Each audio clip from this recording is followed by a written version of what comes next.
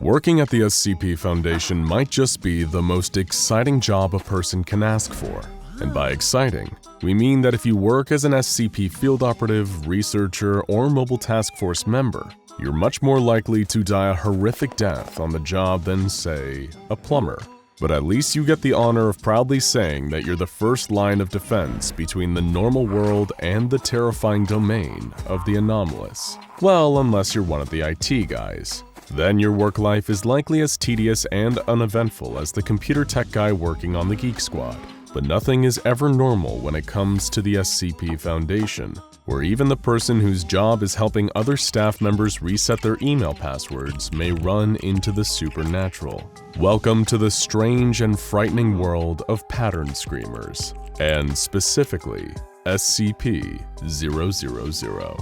SCP-000 was first discovered completely on accident by technical researcher David Rosen, a man intrinsically connected to the pattern screamers lurking on the SCP Foundation computer database. Technical researcher Rosen is actually somewhat of a celebrity around the Foundation staff, due to the fact that he's so perfectly mediocre at what he does. His job as the glorified IT guy at the SCP Foundation was previously held by the more qualified researcher Patrick Gebhardt, but Rosen was called in to replace him after Gebhardt mysteriously disappeared while on the job.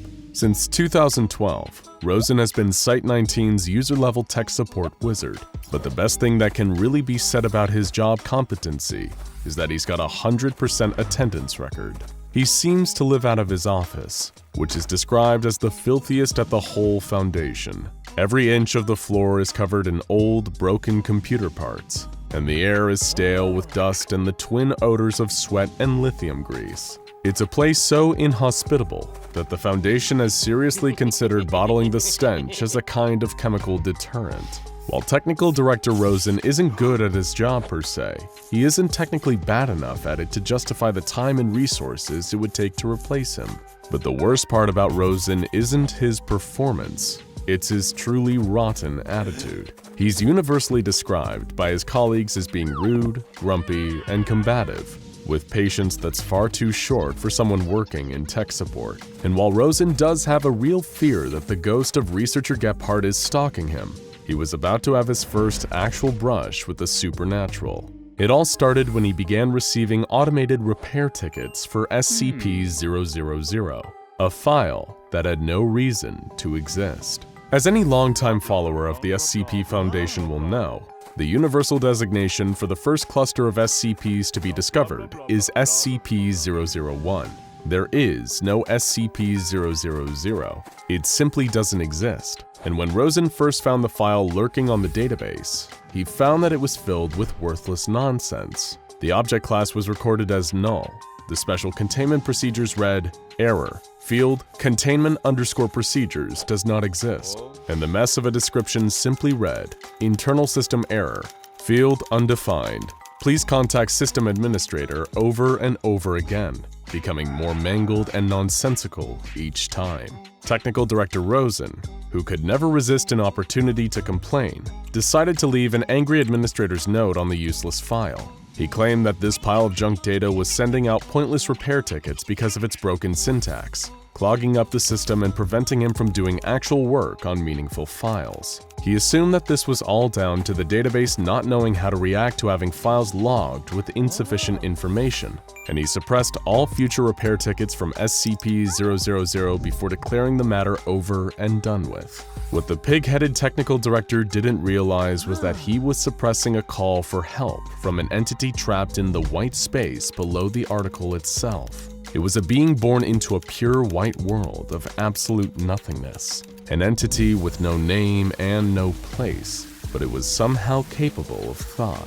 Its panicked inner monologue is readable in the hidden text, which takes the form of a rambling stream of consciousness. The being first described coming to life in this empty world with no memories of where it was or even how it got there. It spent what could have been years exploring the empty wasteland. Occasionally it would see horrific monsters pop up around it, but only for a split second. The entity continued to wander, and little by little, the existential dread mounted as it realized that it may truly be stuck here in oblivion forever. The entity only had one word to go on: a word repeated by some of the monsters it encountered. Foundation. The entity had no idea what this foundation even was, but it grew to hate and fear it. Was this foundation the one that trapped it here? The entity had all the time in the world to speculate on it. Eventually, the entity found its voice. Like any sentient creature in trouble, it began to call for help, eventually screaming, just hoping someone would notice it. These pleas likely translated into the frequent IT repair tickets, a coded SOS, an attempt to show that everything was not as it appeared on the SCP-000 file. Perhaps the entity may have found help if researcher Gephardt was still working at the Foundation, but instead its cries fell on the ignorant ears of Technical Director Rosen. It may as well have been speaking to a brick wall. Rosen, who had all the investigative zeal of Paul Blart Mall Cop, made sure that these cries would never lead to the entity's freedom when he suppressed the repair tickets. He had trapped the entity in a private blank hell, forever hating a life it didn't choose and could never escape. A relentless, existential nightmare. This is the gist of your average pattern screamer. Pattern screamers are a perfect example of literally making something out of nothing. They are often a kind of floating consciousness, created from nothing, trapped in pockets of nothingness between the fabric of reality, driven mad by the purgatory-like nature of their existence. They're less living entities and more conceptual constructs, pure ideas, that just happen to be self-aware of their own existence in their private hellish voids. The SCP-00 file, a file for an anomaly that doesn't exist and thus had no reason to exist, is a perfect breeding ground for a pattern screamer. But sadly for the pattern screamer in question, Technical Director Rosen had no idea. This isn't the only time that Rosen had run into a pattern screamer without even knowing either. And just like the first case, he was with no help whatsoever. This one began with SCP-S, an otherwise empty file containing only this image. Director Winters, a Foundation administrator, wondered why this file even existed. Enter Technical Director Rosen, filled with equal parts sarcasm and insubordination. He gave a condescending reply to Director Winters, saying that the file was there to test the filing system, and the image was likely just a placeholder. Winters never should have been on the page anyway, according to Rosen. Director Winters was annoyed at Rosen's typically rude tone and asked him to make the purpose of the article clearer in the article itself. In response, Rosen did as he was told, filling the article in the most sarcastic manner possible. The whole thing was essentially a middle finger to Director Winters for having the audacity to even ask. Rosen signed off with, "There, finished. I certainly hope I have been clear enough to anyone who may have accidentally accessed this page, through what I am sure is no fault of their own, so we won't have any more incredibly competent directors bugging the tech team about this page." And once again, technical researcher Rosen was too busy being a rude, unpleasant jerk to notice he was practically staring another pattern screamer in the face. This pattern screamer, or rather hive of pattern screamers, were trapped even deeper than the one in SCP-000. This one was hidden in the very source code of SCP-S, where a chorus of enraged voices screamed the following: "Pretend, monster, just for a minute. Pretend you were the size of an amoeba, dwarfed by even the smallest of bugs. Pretend you didn't hold the world in a glass cage. Pretend you were the one being held by something greater than yourself. Would you still be laughing at your triumphs? Would you still feel pride in what you were, even as pitifully small as you would be? Of course you would, because you are arrogant and stupid. If you haven't guessed yet, we hate you." This pattern screamer is clearly more aware of its pitiful station in existence than the 000 pattern screamer, and as a result, it's not so much depressed as it is furious. Though at this point, you've probably figured out that even the entities who have the most casual brushes with technical researcher Rosen end up getting infuriated. But while you may have gotten the impression that all pattern screamers are sad little entities worthy of our sympathy and pity, there's at least one pattern screamer that's actually incredibly dangerous. This is SCP-3930, the ultimate pattern screamer, in terms of both size and effect. It's an anomaly so strange it defies typical containment classification, and it bears a level 5 security lock. meaning only those on the level of the legendary O5 Council are cleared to even know about it. Its greatest containment procedure is the preservation of the very idea that SCP-3930 does not exist, because the alternative has terrifying implications for all involved. SCP-3930 is a 1-kilometer area in Russia that is filled with non-existence. To even call it a white void would be inaccurate, because it implies the existence of the color white and the existence of the concept of a void. Nothing exists within SCP-3930, and anyone who directly observes 3930 runs the risk of actively increasing its power. That's why special containment procedures dictate that anyone who observes 3930 must be forced to walk into it afterwards, which results in them ceasing to exist. They're destroyed on the deepest level that anything can be destroyed. The very idea of them ceases to be.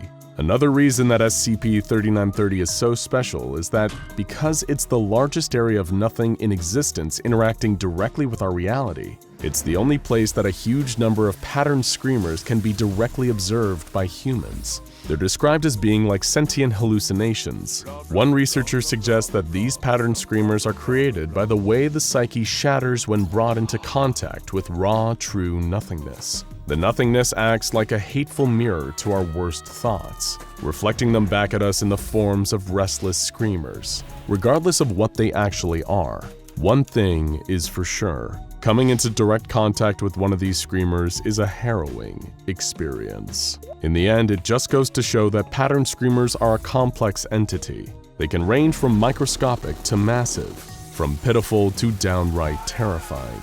And the sad result is that, in either case, nothing can really be done to stop them. It's just as impossible to stop the nothingness existing in SCP-3930 as it is to save the entity trapped in the white spaces of SCP-000. Maybe the best option is to actually be more like Technical Director Rosen. Keep your head down, focus instead on your own petty worries, and bask in the warm bliss that can only come with having no idea what you're dealing with. The one downside is that this may make you a pretty lousy IT guy. Flying in a plane nowadays is about as safe as catching a ride on a bus or commuting on the subway. Of course, that doesn't stop people being afraid of flying. To some, the prospect of long-haul flights or feeling the shudder of turbulence are reasons to avoid planes altogether. And then, every year, there are stories of downed flights or those that go missing, all adding fuel to that aviophobia fire. Take, for example, the infamous Bermuda Triangle, that well-known region of the western part of the North Atlantic Ocean. What does that have to do with a fear of flying? Well, famously, a high number of aircraft are believed to have mysteriously vanished while flying over the Bermuda Triangle. Their wreckage and passengers rarely ever recovered. Stories like that are enough to make anyone think twice about setting foot in a plane again. And then, there's SCP-787. As you may have already guessed, SCP-787 is a plane. Specifically, it is a Boeing 747-200, with a wingspan of nearly 200 feet and capable of seating over 800 passengers. The 747-200 is a part of the famous Boeing 747 family of aircraft. These are quad-engine commercial airliners, designed to be the safest ever built. The particular Boeing 747-200, that has since become known by the Foundation as SCP-787, is slightly different from one that might take you from your nearest airport to your long-awaited vacation, though. For one, SCP-787 has no known date of manufacture and no call sign, both which a standard Boeing aircraft would be expected to have. Additionally, the plane's entire exterior has been repainted. Strangely, even the windows have been painted over, and the paint was still wet when SCP-787 was first discovered. As for the inner workings, all of SCP-787's mechanical components, including its turbines, engines, and landing gear, are in perfect working order with no signs of any damage. In fact, the SCP Foundation's researchers aren't even sure that SCP-787 has actually flown since its construction. The plane's machinery looks so pristine that they might be brand new, with no detectable signs of any previous use. However, inside the main body of the plane, it seems to be a different story.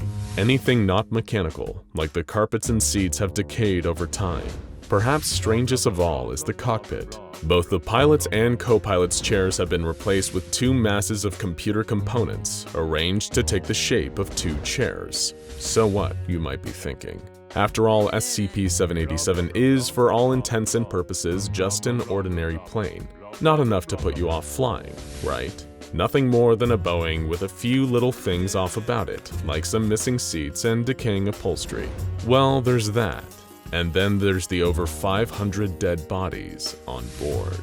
In June 1987, this flight of the dead was discovered several kilometers outside of the city of Bremerton in Washington state. The SCP Foundation moved in, securing the plane and swiftly getting it into containment. Now kept within a Foundation hangar, the interior of SCP-787 is monitored for 24 hours a day. Surveillance cameras and microphones are located within the cockpit, passenger areas, and even the plane's baggage hold, with recorded footage and sound relayed back to the Foundation.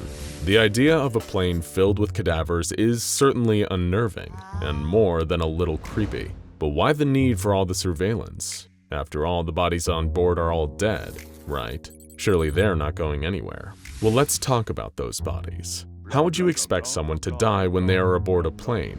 Maybe they'd be thrown around during a crash landing. Or perhaps a sudden depressurization might cause the passengers to suffocate due to lack of oxygen.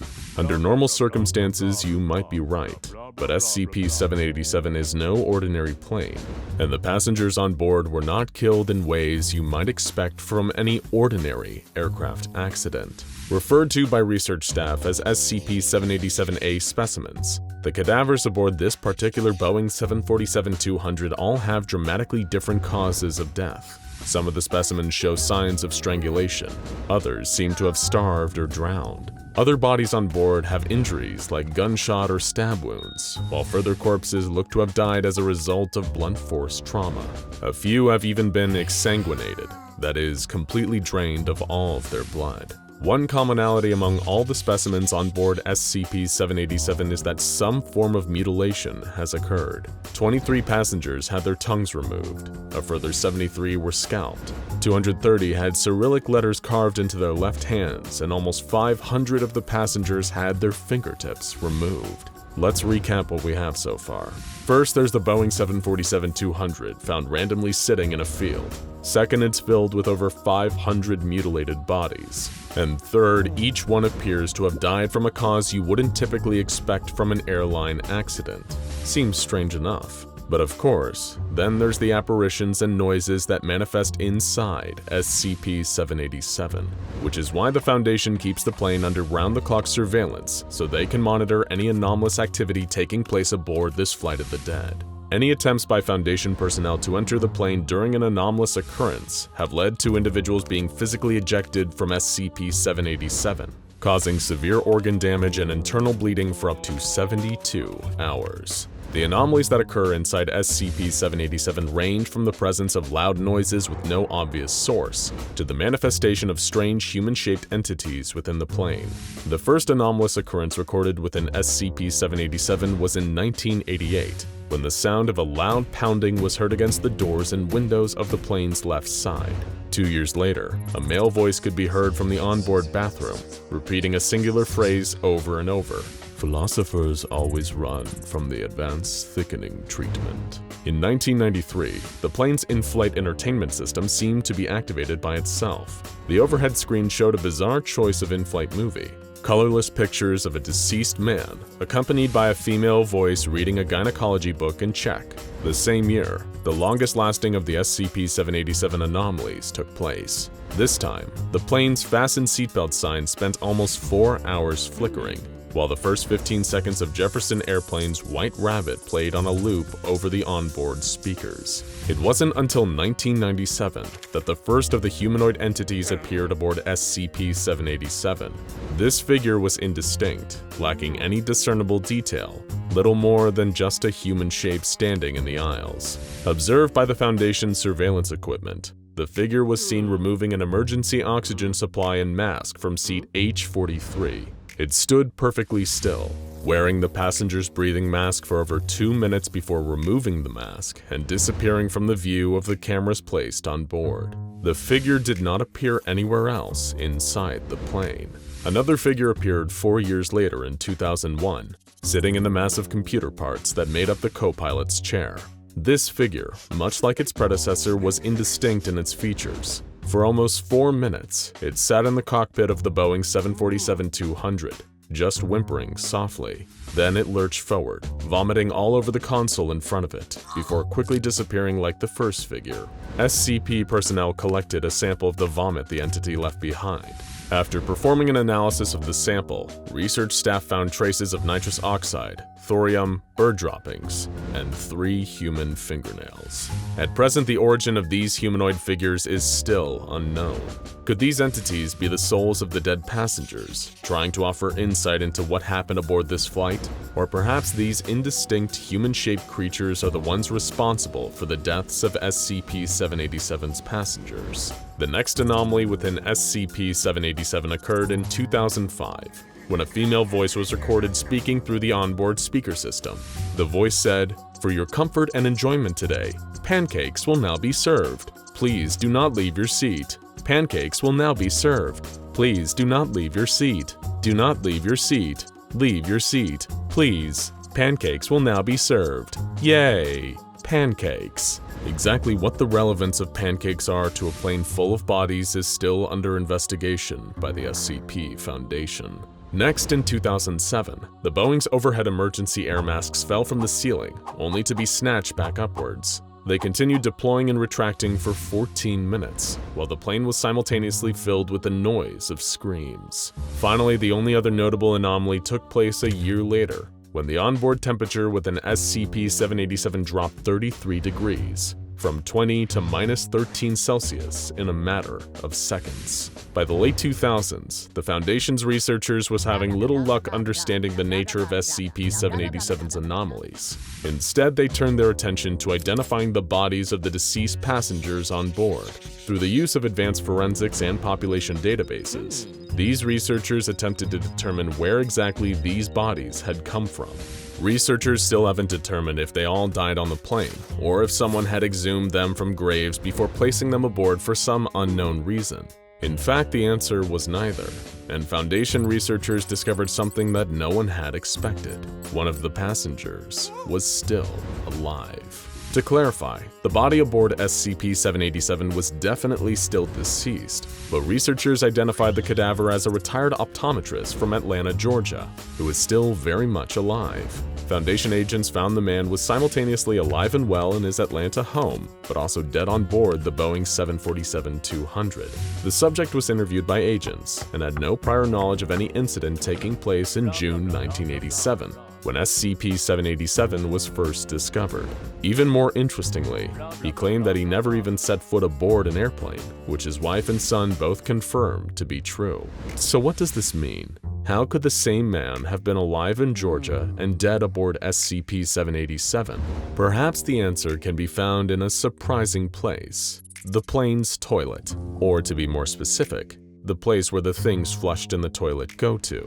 Examinations of the airplane's waste storage tank have revealed something very surprising. There was one more SCP-787A specimen that had been overlooked. It is unknown just how he got in there, but researchers discovered the body of an Indian man who looked to be in his 30s. The man, who was wearing a 3-piece suit, was found to be carrying a number of puzzling items, including a surgical mask and gloves, an unloaded Beretta DT-10 shotgun, several cinnamon-flavored mints, a switchblade knife, an amulet that appears to depict the Eye of Horus, and a ticket stub for the Return of the Jedi with the number 92 written on the back.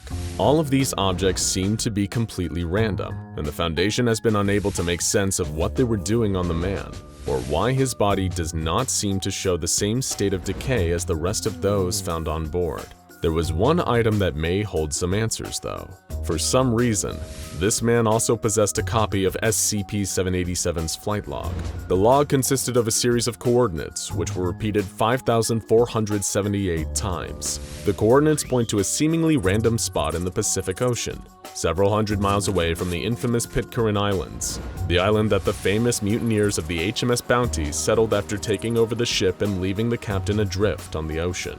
Is this location the secret to SCP-787? While none of this is confirmed nor denied by anyone at the SCP Foundation, one theory surrounding the area is that the location is another Bermuda Triangle-like location, one that contains some sort of temporal anomaly that unwitting planes fly through, only to find themselves displaced in time.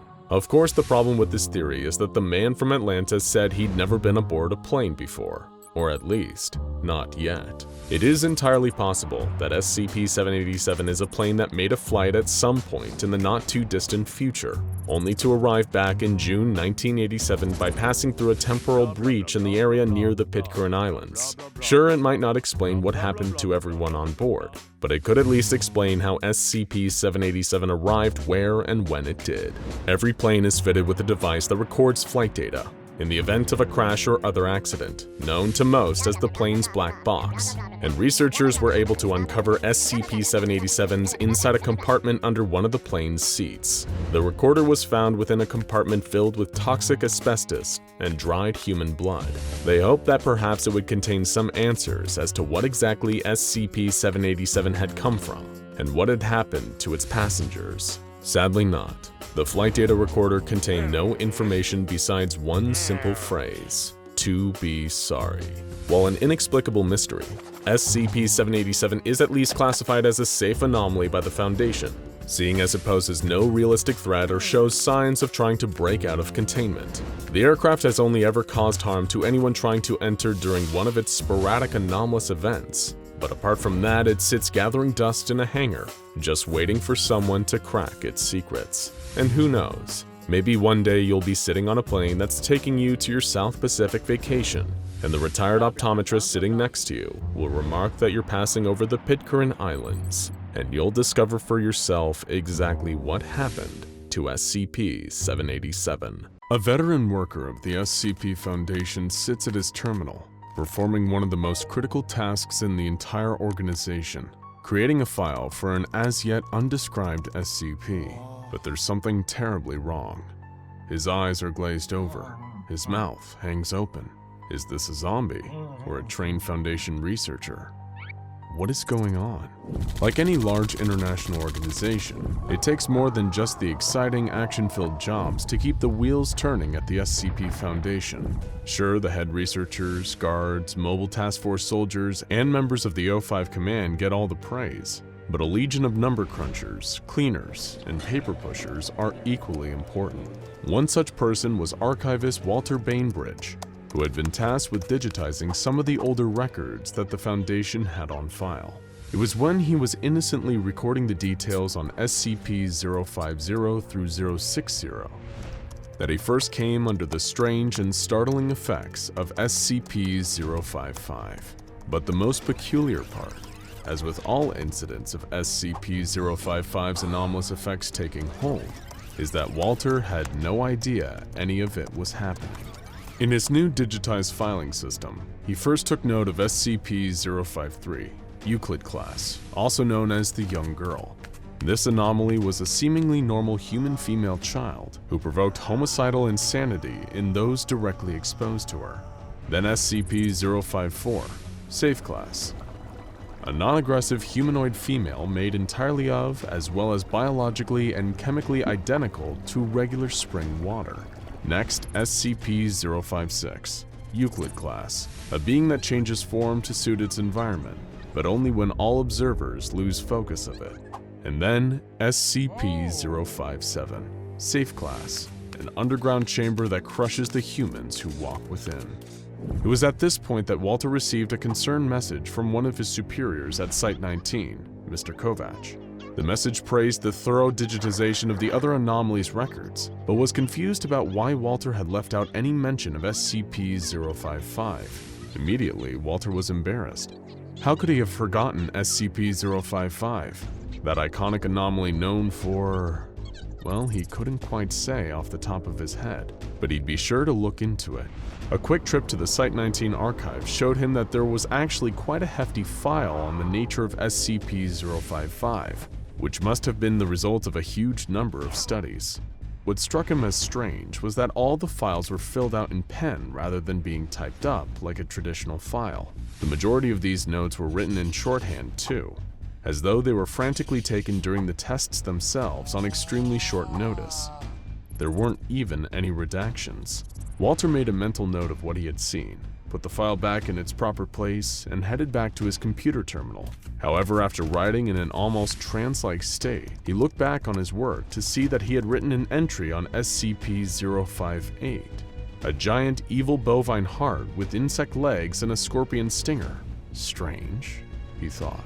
That's when Walter got a call from Mr. Kovac on his Foundation issue phone, and he didn't sound happy. He'd given Walter direct instructions to go back and digitize the files on 055, and instead he'd been working on 058. What was the meaning of this? Walter was typically an extremely loyal and diligent employee, but the verbal barrage from his supervisor had him considering talking back, just this once, and hoping it didn't get him demoted to D class and thrown into 682's acid bath for playtime. Walter gulped, picked up some courage, and interrupted Mr. Kovac's rant to ask if he had any idea what SCP-055 actually was. The line went silent for a moment, then his supervisor spoke again, this time with less confidence. Of course I can tell you about SCP-055. It's a classic, one of the first 100. How could you forget it's, I think it's the one with, Another long pause as Mr. Kovac seemed to search for the words, but instead just trailed off into silence. Knowing that some of the anomalies on file were dangerous mimetic hazards, Walter was worried for a moment that he may have accidentally killed his boss by getting him to think too hard about SCP-055. He asked if Mr. Kovac was okay, and finally got a reply. I'm sorry, I seem to have zoned out for a second there. What were we talking about again? But this time it was Walter who couldn't answer. He had no idea at all what the two of them were discussing just moments ago. He felt disoriented and kind of sick, like they'd taken some low-level amnestics. Mr. Kovac told Walter to get back to his filing duties, and they'd speak later. Walter then checked the messages he'd received from Mr. Kovac earlier, and there it was, plain as day. You missed 055. Go back and digitize that before proceeding, Mr. K. But Walter had never even heard of an SCP-055 if such an anomaly even existed. What was going on here? In that moment, Walter realized he was dealing with something much stranger than just a standard digitization job. After all, how could he properly complete his duties if SCP-055 seemed to be impossible to speak, write, or even think about, unless you were directly observing it at that moment? Walter had to know, and ask around the entirety of Site-19 to find the answers if he had to. Sadly for Walter, he was about to embark on a much more challenging task than he could have ever imagined. To paraphrase a supposed quote from Socrates, all I know is that I know nothing, and that's also about the extent of the knowledge we have on SCP-055, also known as the anti-meme and the self-keeping secret. What does it look like? When and how was it obtained by the Foundation? What are its anomalous abilities? Is this thing dangerous? We may never know, because the only anomalous ability of SCP-055 that we're aware of is the fact that nobody is capable of retaining any information about it. It's crucial to note that whatever 055 is, it isn't invisible or indescribable. Foundation personnel are perfectly capable of entering its containment chamber and observing it without incident. But mere minutes after leaving the chamber, any memories of the particulars of 055 seem to spontaneously erase themselves. Hence, the self-keeping secret. But this didn't deter Walter. Perhaps his greatest advantage was that he didn't know enough about the thing he was investigating to know how futile his mission was. He wanted to know the unknowable. And a pesky issue like impossibility wouldn't stop him. He'd get to whoever he needed to at Site-19 to get the answers he needed. Of course, most people had no knowledge of the mysterious anomaly. The common response he got back from his colleagues was, 055? Do we even have a 055? While the realization of sudden memory loss, or the realization of 055's existence, has been known to cause momentary stress, there are no known long-term physical or mental effects from 055's anomalous abilities. It's a fleeting idea in its purest form, like forgetting why you walked into a room.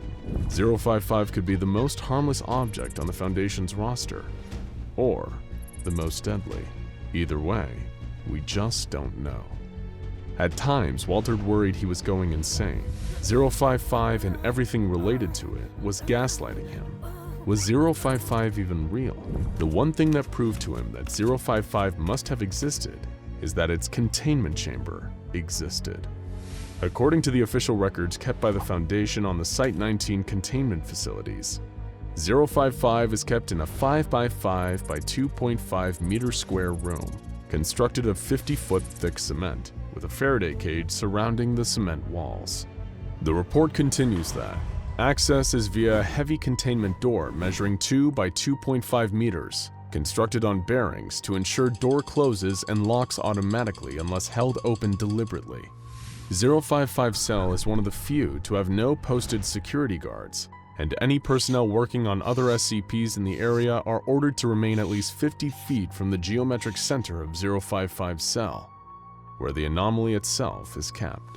When he tried to explore further why the cell was constructed in this manner, he found that, surprise, surprise, nobody knew. 055 was an anomaly whose containment requirements were so mysterious that it automatically netted itself a Keter class designation. After all, how can you properly contain something you can't even hope to comprehend? There were plenty of rumors about the true nature of 055. Some of the more conspiratorial minds at Site-19 theorized that 055 was actually an autonomous or remotely controlled spy inserted into the site to observe Foundation operations, or even humanity as a whole. If you're on the more paranoid end of the psychological spectrum, this theory makes total sense. An anomaly that's physically impossible to remember, even when writings and pictures on the subject exist, would be a perfect spy. However, this was all ultimately little more than speculation. Walter was barely any further along than when he started. There were multiple points in his investigations where Walter seriously considered giving up, until finally, he had a major breakthrough. Dr. Bartholomew Hughes and Dr. John Marichek were two scientists that had performed extensive research into 055, and who, Walter hoped, might have the answers he sought about the self-keeping secret. These scientists were the first to discover the anti-memetic nature of 055, performing numerous tests on D-Class personnel to see if it was possible to create feasible written records, sketches, or any other records or impressions that could bypass its anomalous effects. The disorienting, memory-ruining effects of 055 also extend to any materials concerning 055. It seems to be a truly uncrackable code, but Dr. Hughes may have finally found some cracks in the armor. For starters, the fact that we're able to remember that 055 is an anti-memetic is an ironic exception to its anti-memetic qualities. This revelation also inspired another realization from Dr. Hughes. Would it be possible to discover more about 055 from the process of deduction rather than the typical induction? In other words, could they possibly learn about 055 by figuring out all the things it isn't rather than what it is? Dr. Marichek designed an experiment with Dr. Hughes to explore this theory. They designed the experiment around a simple question: is 055 not spherical? In designing the question to specifically find out what 055 isn't, they hoped to subvert the anomaly's anti-memetic powers. Walter was fascinated by this potential method of getting answers. Marichek and Hughes found that, while the questioning process for those exposed was often arduous and frustrating, they could now definitely say that 055 is not a sphere. It is theoretically possible to discover the true nature of 055 by an almost endless barrage of deductive questions, though whether Command would authorize the resources for such extensive testing is still an open question. Walter, in his desperation, begged Marichek and Hughes for clearance to view 055 himself. The curiosity had become too great during his search to just walk away with the single fact that 055 wasn't spherical. He needed to see this thing. And after several weeks of filling out forms and cutting red tape, his wish was finally granted. Walter Bainbridge was allowed a private audience with SCP-055, the subject of his months-long obsession. Outsiders observed that Walter spent just over an hour in the containment chamber, taking photos, drawing sketches, writing down notes, recording audio logs, and reciting memory mnemonics. He was pulling out every stop to counteract the anti-memetic effects of the self-keeping secret. He was adamant that he would not be defeated by his non-spherical nemesis, not after all this time and effort. Once his time in the 055 containment chamber was over, he retired back to his office to finally digitize his exhaustive findings, so that his supervisor, Mr. Kovac, would finally get off his back. Walter smiled, took a deep breath, and began to type. SCP-059, Keter Class. This anomaly is a radioactive mineral that emits a unique radiation known as delta radiation. Exposure to this radiation has caused strange fungal growths on the infected... Wait, what was this supposed to be about again? Oh well, it couldn't have been that important. There are some things human beings aren't meant to know, and it's the sworn duty of the SCP Foundation to discover and contain such information. But sometimes knowledge is discovered that shakes even the Foundation itself to its very core. One such discovery occurred on April 28, 2016. That night, SCP-2935 made itself known to the Foundation personnel. To this day, the exact nature of SCP-2935 is a mystery that even the Foundation's brightest minds can't completely understand. Everything we know about SCP-2935 today comes from 3 doomed missions to the anomalous zone's interior. This is the story of those infamous expeditions. The nightmare began around 5 a.m. when SCP Foundation Site-81 in Bloomingdale, Indiana, intercepted a distorted radio signal. Communications personnel at the site traced this strange signal back to the unincorporated area of Joppa, Indiana, near U.S. Interstate 70. As is Foundation policy, a team of field agents were dispatched to the location in order to determine what they were dealing with. However, rather than finding anything that could logically produce such a signal, they instead discovered a long-abandoned cemetery. The most recent death on any of the tombstones was recorded as being over 100 years ago, all the way back in 1908. On further investigation, the Foundation discovered an unmapped limestone cave opening beneath the cemetery, and when they sent a drone into the depths of the cave, it appeared to quickly exit out the other side of the cave. But something wasn't right. The area that the drone was observing appeared consistent with the landscape from which it entered, but now it looked somehow grayer. It lacked the color of life of the place it just come from. The grass was dead, there were no trees, no shrubs, no animals or birds in the sky. They weren't looking at our world, they were looking at a strange reflection of our world on the other side of the cave. In fact, it wasn't a cave at all, it was a passageway between 2 dimensions. It was SCP-2935. Just then, they were able to unscramble the distorted transmission they'd been receiving. It went as follows. This is an automated emergency broadcast from the SCP Foundation and your national government. One or more of our sites is experiencing a communication breakdown, likely due to a containment breach of unknown magnitude. All citizens are ordered to stay in their homes as containment teams work to secure the breach. This message will broadcast from April 20th, 2016 until... At that point, the message would cut and repeat, as it had for 8 straight days. The message source? Site-81, but not this Site-81. The SCP Foundation was receiving an emergency distress signal from themselves in another dimension, a bizarre event that even the Foundation had never experienced before. Field agents were terrified by the implications of what they just heard and contacted Site-81 Command to request additional units. The Foundation wished to fully understand this anomaly as quickly as possible due to the potential threat it could pose toward the Foundation, so they dispatched Mobile Task Force Epsilon 13, codenamed Manifest Destiny, to perform the first of 3 manned missions into the heart of the anomalous zone. The first exploratory mission into SCP-2935 was codenamed Gauntlet and consisted of a 4-man team fitted with full hazmat suits and direct video and audio links to Mission Command. The team was led by a field operative known only as Agent Juno. His subordinates were Agents Kale, Devon, and Underwood. Their directive was to gather samples and survey the area positioned directly around the insertion point, meaning the other cave mouth of SCP-2935.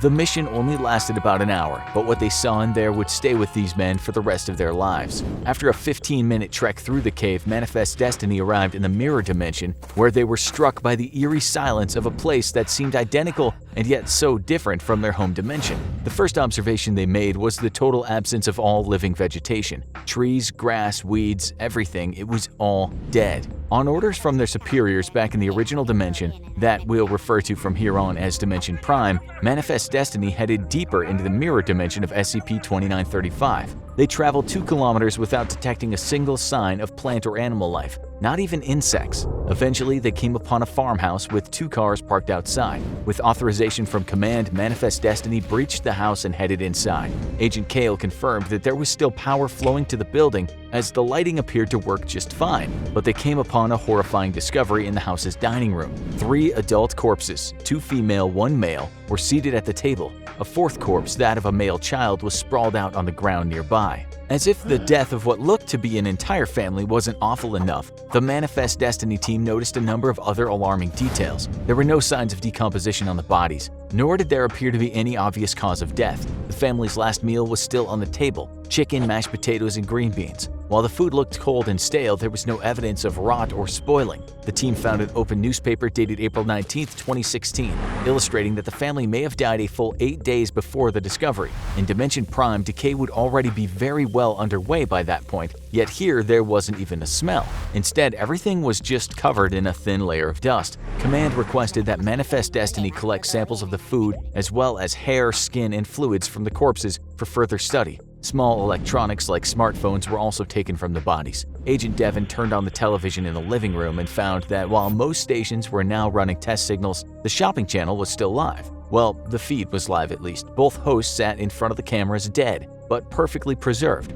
The date on the screen read April 28, 2016. Suggesting that the times of Dimension Prime and Mirror Dimension were exactly the same. In fact, everything seemed the same, the only difference between the 2 dimensions being that some kind of mysterious apocalyptic event had occurred in the last 8 days in SCP-2935's Mirror Dimension, but exactly what had happened or how remained a mystery. When Manifest Destiny exited the farmhouse, they once again remarked on the lack of all signs of life around them. At this point, the team returned to the insertion point of SCP-2935, but were instructed to remain in the mirror dimension while additional units joined them inside.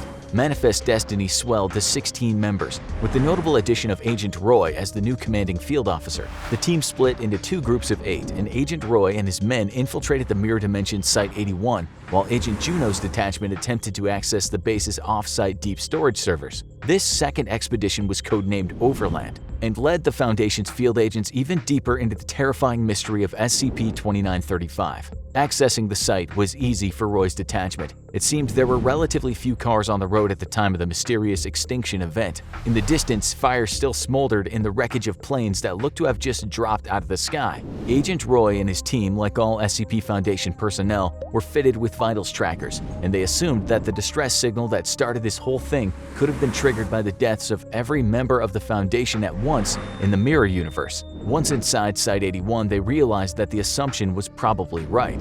Going door to door in the administrative wing, they found the perfectly preserved corpses of everyone they knew to be stationed there in Dimension Prime. People who were without a doubt still alive in their universe. Samples from the corpses that the Foundation would later study even confirmed the reason that the bodies were perfectly preserved. The corpses had experienced complete and sudden death on a cellular level, and even the bacteria that would typically take part in the decomposition process had died with it. In SCP-2935, death was total and absolute, across all types of life forms. As Agent Roy's team ventured further into the bowels of Site-81, they made another unsettling discovery: their own corpses, in roughly the same spots they'd been inside Dimension Prime's Site-81 8 days prior. Some of the Foundation's top scientists, including the esteemed Dr. Bright, were also found dead inside the facility. In an attempt to see just how far this unexplained phenomenon stretched, Agent Roy's team decided to inspect the containment cells, where they found that all the Mirror Universe's SCPs, including SCP-2996, were dead.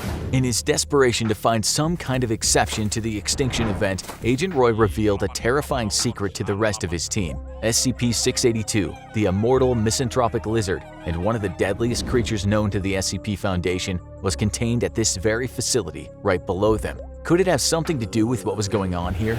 They descended into the containment facility to discover an even more unsettling truth. SCP-682, the unkillable anomaly, floated dead in its tank. Death truly made no exceptions within SCP-2935.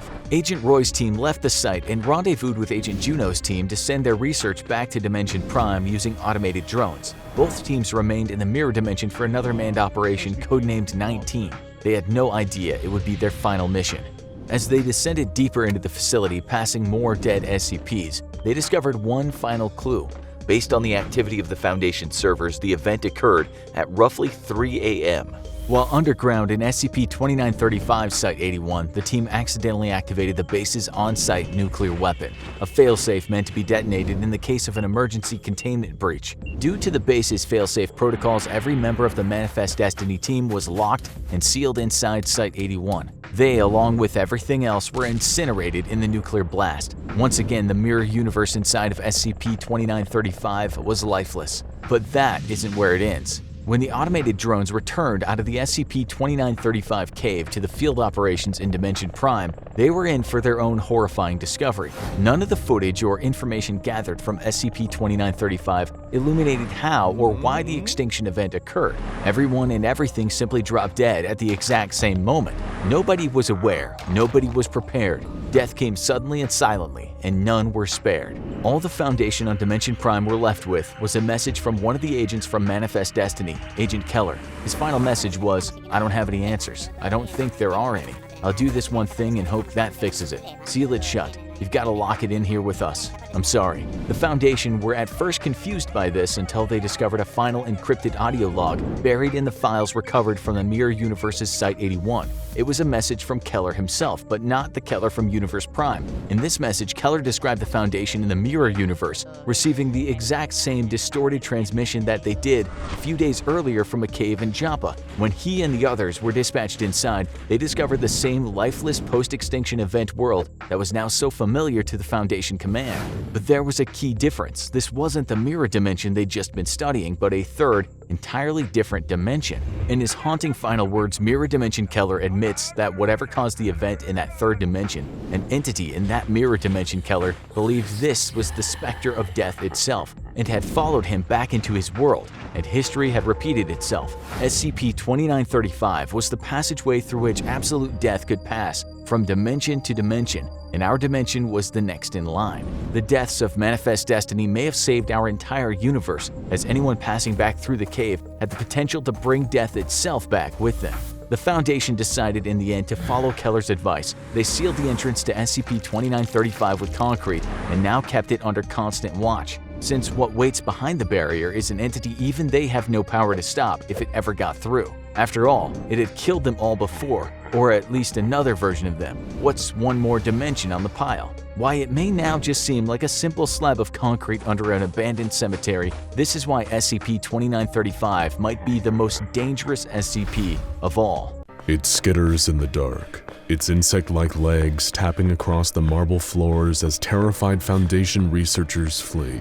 They hear its voice, the deep, silky tones of an elderly British man, spouting nonsense like, "The nightmare is a dream to the nameless slug that wanders across minefield in the remains of deer and kings." While the scientists run, the creature gains on them. It's fast, impossibly fast. While they still try to escape down this darkened hallway, ear-splitting containment breach sirens blast through the air. They may try to escape, but it's futile. In a sense, they're already dead. All they are now is prey for the Heart of Darkness. When someone says the word heart, there are a lot of images that come to mind. You might think of Valentine's Day, heart-shaped cards and candies. You might think of heartbreak, rejection, loss. You might simply think of a heart in the anatomical sense, the vital organ that pumps blood through our bodies. It's unlikely, though, that you would associate the word heart with terror, destruction, and countless deaths. However, employees of the SCP Foundation might think differently, especially if they've ever had a run-in with SCP-058. Much of the information about 058's discovery is highly classified, but the few details that are known paint a chilling picture. At an SCP Foundation test site, the day was proceeding as usual, with scientists and security personnel going about their regular daily tasks. There was no hint of danger in the air,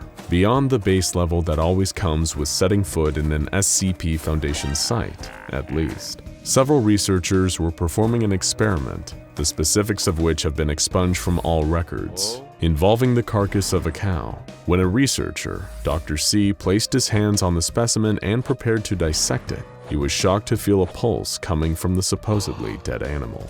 Dr. C shared his surprise with his colleagues, but his concerns were dismissed immediately. Clearly this was a corpse. He was imagining things, they said. After all, he was relatively new to the job. It was probably just nerves. The head researcher, Dr. L, insisted that he take over. Pushing Dr. C to the side, Dr. L began to make an incision into the animal's chest. As he did, he too felt something peculiar. There was no doubt about it. This dead cow had a beating heart. He looked up from his work to tell the other researchers to explain what he felt, but by then, it was too late. Something horrible was already happening. With a stomach-churning sound of squishing flesh, the cow's heart burst from its chest and flopped onto the floor. It was terrifyingly large, and all the doctors jumped back from the sight of it. 4 spindly, spider-like legs poked through the flesh of the heart, and it began to quickly skitter about the room. Researchers reviewing the security footage would later note that it didn't just move randomly. It seemed agitated, angry at being discovered, and it displayed immediate hostility towards the scientists in the room. 4 tentacles next unfurled from within the heart and stretched out into full, writhing appendages. They moved frighteningly fast as the heart whipped around the room and were coated in sharp spines. Finally, a stinger poked out from the back of the heart, where the whole of the superior vena cava should be. All of the scientists leapt into action, with one reaching for a scalpel and another moving towards the door. But before the men could so much as call for help, the tentacles wrapped around them and ripped them to shreds. Hearing screams coming from the laboratory, security personnel arrived to contain the threat. However, they were no match for the strange creature that would soon be known as SCP-058. It tore through the security team in minutes, leaving their tattered remains in its wake. Much to the horror of the surviving personnel at the site, SCP-058 was able to escape containment and make its way to a neighboring town. Reports of the incident said that, when the creature reached the town, you could hear the screaming for miles. SCP-058 carved a path of violence through the town, attacking everything in sight with its stinger and tentacles, and leaving a trail of strange fluid from its stinger. Dozens of citizens were killed, and 70% of the buildings were completely destroyed. When agents were dispatched to the location to retrieve the creature, they were shocked to see the level of destruction caused by something so small. The scent of blood and smoke filled the air, and severed limbs littered the ground alongside splintered wood and collapsed brick. The survivors removed from the wreckage were inconsolable, only calming down once they were given an amnestic to erase their memory of the encounter with SCP-058. They had to be given new lives as well, as there was nothing left of their old ones. SCP Foundation agents were only able to capture and contain SCP-058 after it was crushed by pieces of a building that collapsed on top of it. They found it flattened under a slab of stone, legs flailing uselessly, tentacles limp. The agents were able to safely remove the debris and bring in the heart without any more casualties that day. Once it was brought into captivity, the heart was contained for 3 weeks and remained largely quiet during that time. It was almost inconceivable that this small creature hadn't been killed in the incident, but the Foundation would soon learn that this creature was freakishly durable. It escaped once more while being transferred to an SCP containment site, again causing injuries and death. Having only experienced SCP-058 in its docile, injured form, the team responsible for the transfer was unprepared for the sheer power and violence the creature was capable of. It was able to escape an armored car and make its way into a forest, where it eviscerated several squirrels and rabbits. Or rather, they were believed to be squirrels and rabbits. The remains were too mutilated to properly identify. It was only finally apprehended after being crushed by an armored tank. But even this didn't kill the creature, and it was transferred to Armed Biocontainment Area 14, where it remains to this day. There is a great deal about SCP-058 that is horrifying, but there is one attribute it has shown in captivity that would make even the most seasoned researcher's skin crawl. Though it has no anatomical capacity for speech, no throat, vocal cords, or even a respiratory system, SCP-058 speaks. Not only does it speak, but it speaks constantly, in the deep voice of an elderly British man. No one knows who the voice might belong to, or if it belongs to anyone at all. Perhaps it belongs only to SCP-058 somehow. As is often the case with SCPs that are capable of speech, there have been multiple attempts to interview the creature, and each time, it ended in complete disaster. The only interview with an available transcript, Interview 05804, was conducted by Dr. Johnston with several personnel in the room for additional security. Dr. Johnston attempted to get at the origins of the creature, asking for its name and where it was from. The creature responded in cryptic, unsettling poetry, giving answers to simple questions with, "I had dreams of the Queen, wonders that lived inside the hearts of love, and silent treatments for all the elderly that I knew were once whole." After the fourth recitation of a similar verse from the heart, Personnel D-067 made a comment on the creepy nature of its responses, almost as if it was offended by the remark. SCP-058 immediately stretched a tentacle across the room, wrapped it around D-067 and lifted him into the air. He began screaming and clawing at the tentacle in an attempt to free himself as his fellow personnel tried to help him. They grabbed at the tentacle, but found their hands pierced and bloodied by the spikes that cover it. Dr. Johnston commanded 058 to let him go, but it did not oblige. Instead, the man was crushed to death by the tentacle, and his limp body left to drop to the floor. The interview concluded with a single statement from the nightmarish heart. "The sensual violence of lust is all the assurance you will ever need to know the worth of life."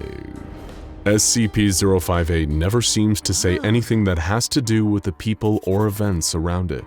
It speaks in the same haunting, poetic language even when it's attacking or killing something.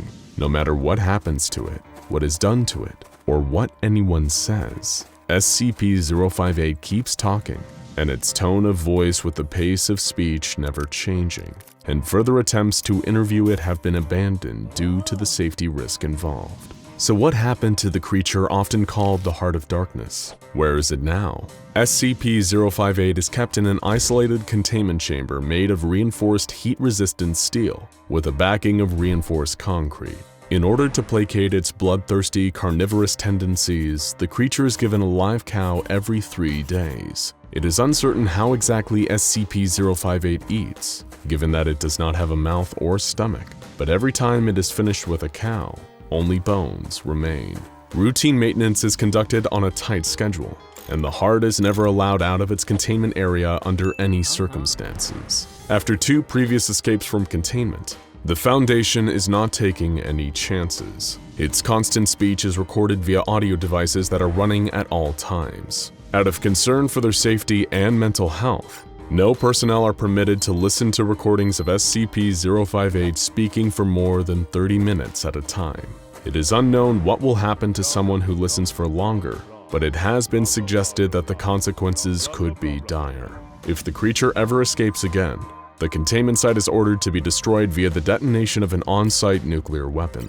Under no circumstances can it be allowed to make its way out into the world again. Even with all these precautions in place, SCP-058 has been responsible for over 150 deaths at its current containment site. There are some at the Foundation who have campaigned for SCP-058 to be terminated, believing that there is more harm than good done by keeping it alive. However, all attempts to terminate it have so far failed. No matter how much physical trauma the heart suffers, it does not seem to be able to be killed. It can only be incapacitated for a short time.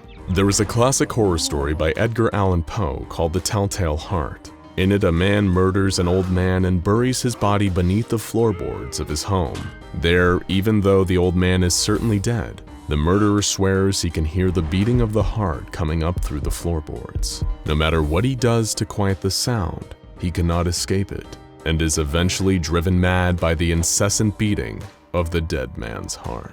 SCP-058 may not be a man's heart, a human heart, or even a real heart at all.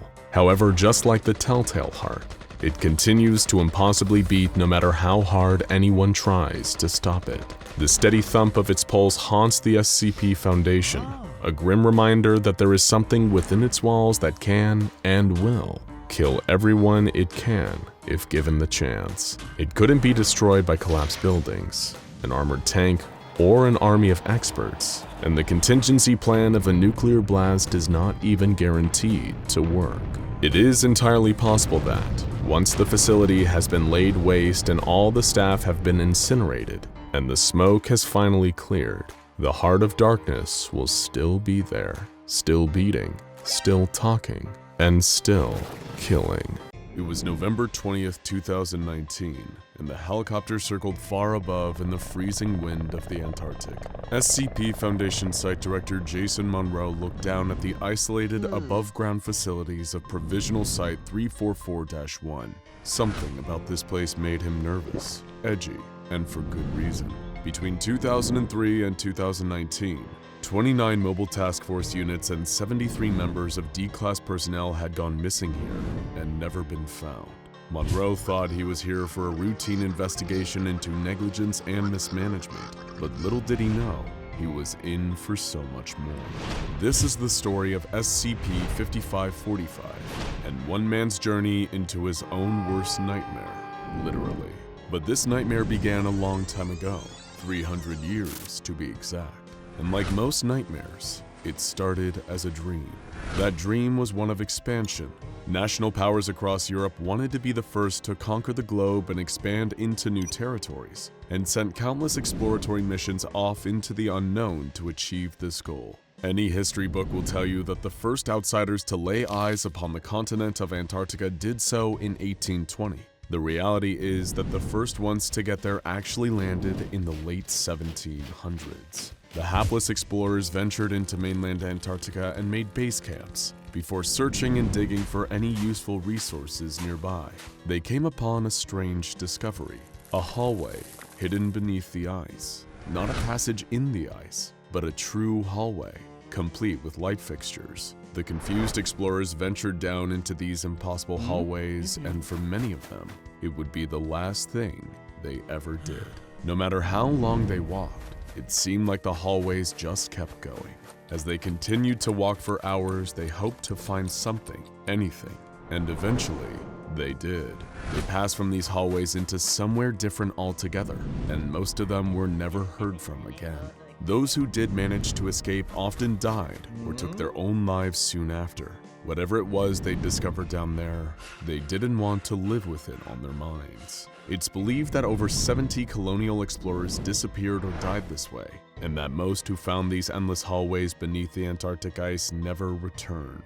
The multiple anomalous objects and phenomena that make up SCP-5545 came into the Foundation's hands several centuries later, on September 18, 2003, when during an expedition into the Antarctic, they too found the endless hallways. The Foundation built Provisional Site 344-1 around them, hoping to safely seal them off from any other unwitting Antarctic explorers or researchers. But there was something else lurking beneath the ice in Antarctica, something dangerous. The hallways were designated as SCP-5545-1 and were thought to be the extent of the anomalous activity at the site.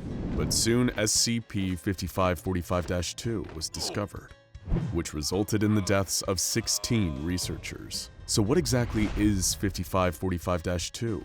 It's an entity so volatile that even knowing about it is considered to be a containment breach. And as a result, it's kept in Provisional Site 344-2. Unlike Site 344-1, 344-2 isn't a physical space. It's conceptual, accessible only through the endless hallways, created with the express purpose of keeping 5545-1 and 5545-2 separate. Why? Because whenever the two come into contact, the result is 5545-3, the network of endless hallways expanding. If they remained in contact, the hallways would continue to expand and the entire planet could be filled with endless hallways in just 4 to 6 hours. While the two are apart though, 5545-3 reverses. but it always would take just a few hours to throw the whole world into a chaos of infinite hallways. SCP-5545 has been given the classification safe. Wait, we're dealing with a mysterious and volatile anomaly that claimed a huge number of lives and still somehow eludes true Foundation understanding, yet the official SCP Foundation classification is safe? How could this be?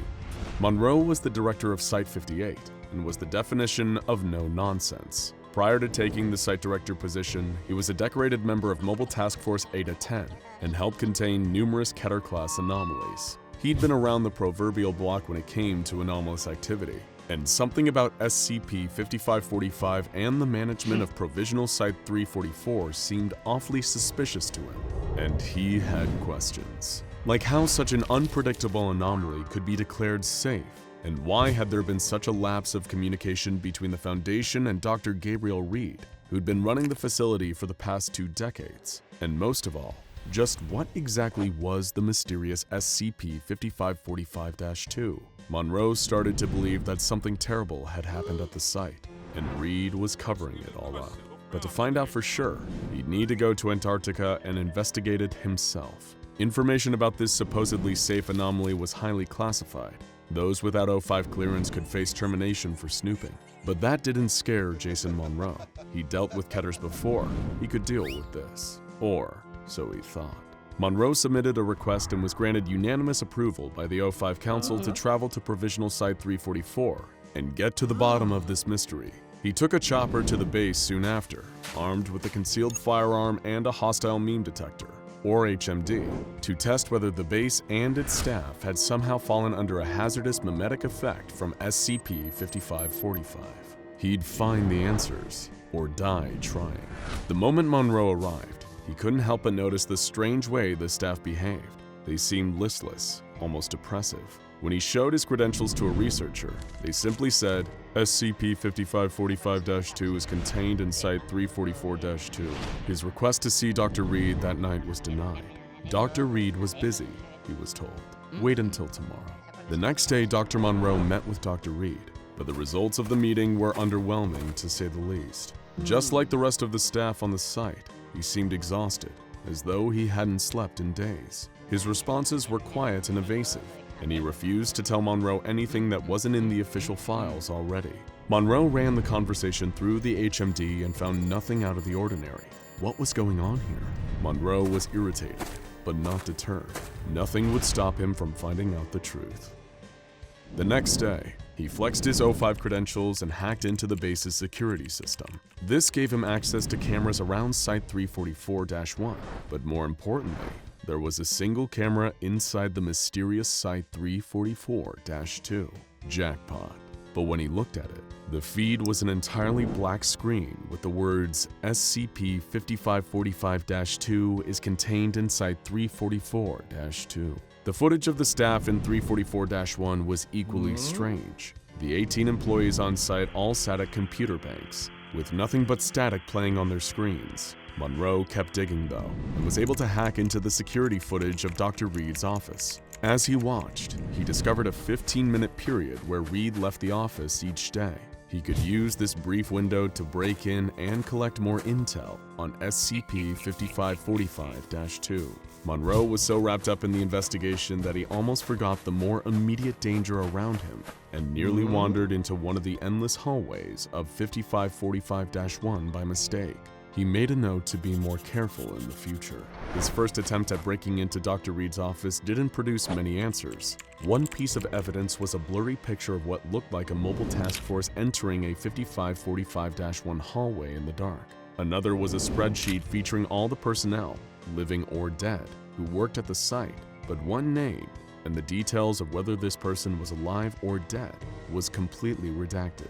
Anything particularly juicy was hidden behind O5 clearance. If Monroe wanted the answers, he needed to break through. That night, he had a horrific reoccurring nightmare, one that had plagued him since he joined MTF Eta-10. He dreamed that he was in a fancy dining room with a grand fireplace. The room was full of statues of men and women. The men looked angry, and the women looked afraid. As he approached the fireplace, the ceiling extended infinitely up into the darkness. Suddenly, the zombie-like body of a teenage girl appears in the fireplace, hanging from a long thread. Her eyes look furious and full of rage, and Monroe somehow knows that he's the reason for her hate. When he steps into the fireplace in this dream, she attacks him. The two intertwine, and they burn forever. The one difference was that in this new iteration of the dream, he blinked upon entering the fireplace, and suddenly he was in the hallway. He awoke sure that something was terribly wrong here, but he couldn't give up now.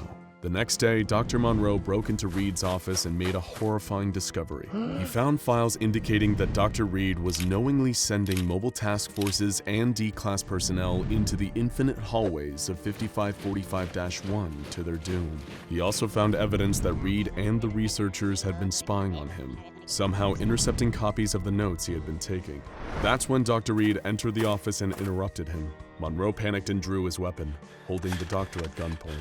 He was breaking so many Foundation rules, but right now, he feared for his life. The doctor seemed unbothered by Monroe's threats though. He told Monroe that everything was going to plan, and that he should go back to his room. Monroe was becoming increasingly paranoid. He felt that at any moment guards might burst in and execute him. Nothing about this place made sense. He worried he was going insane.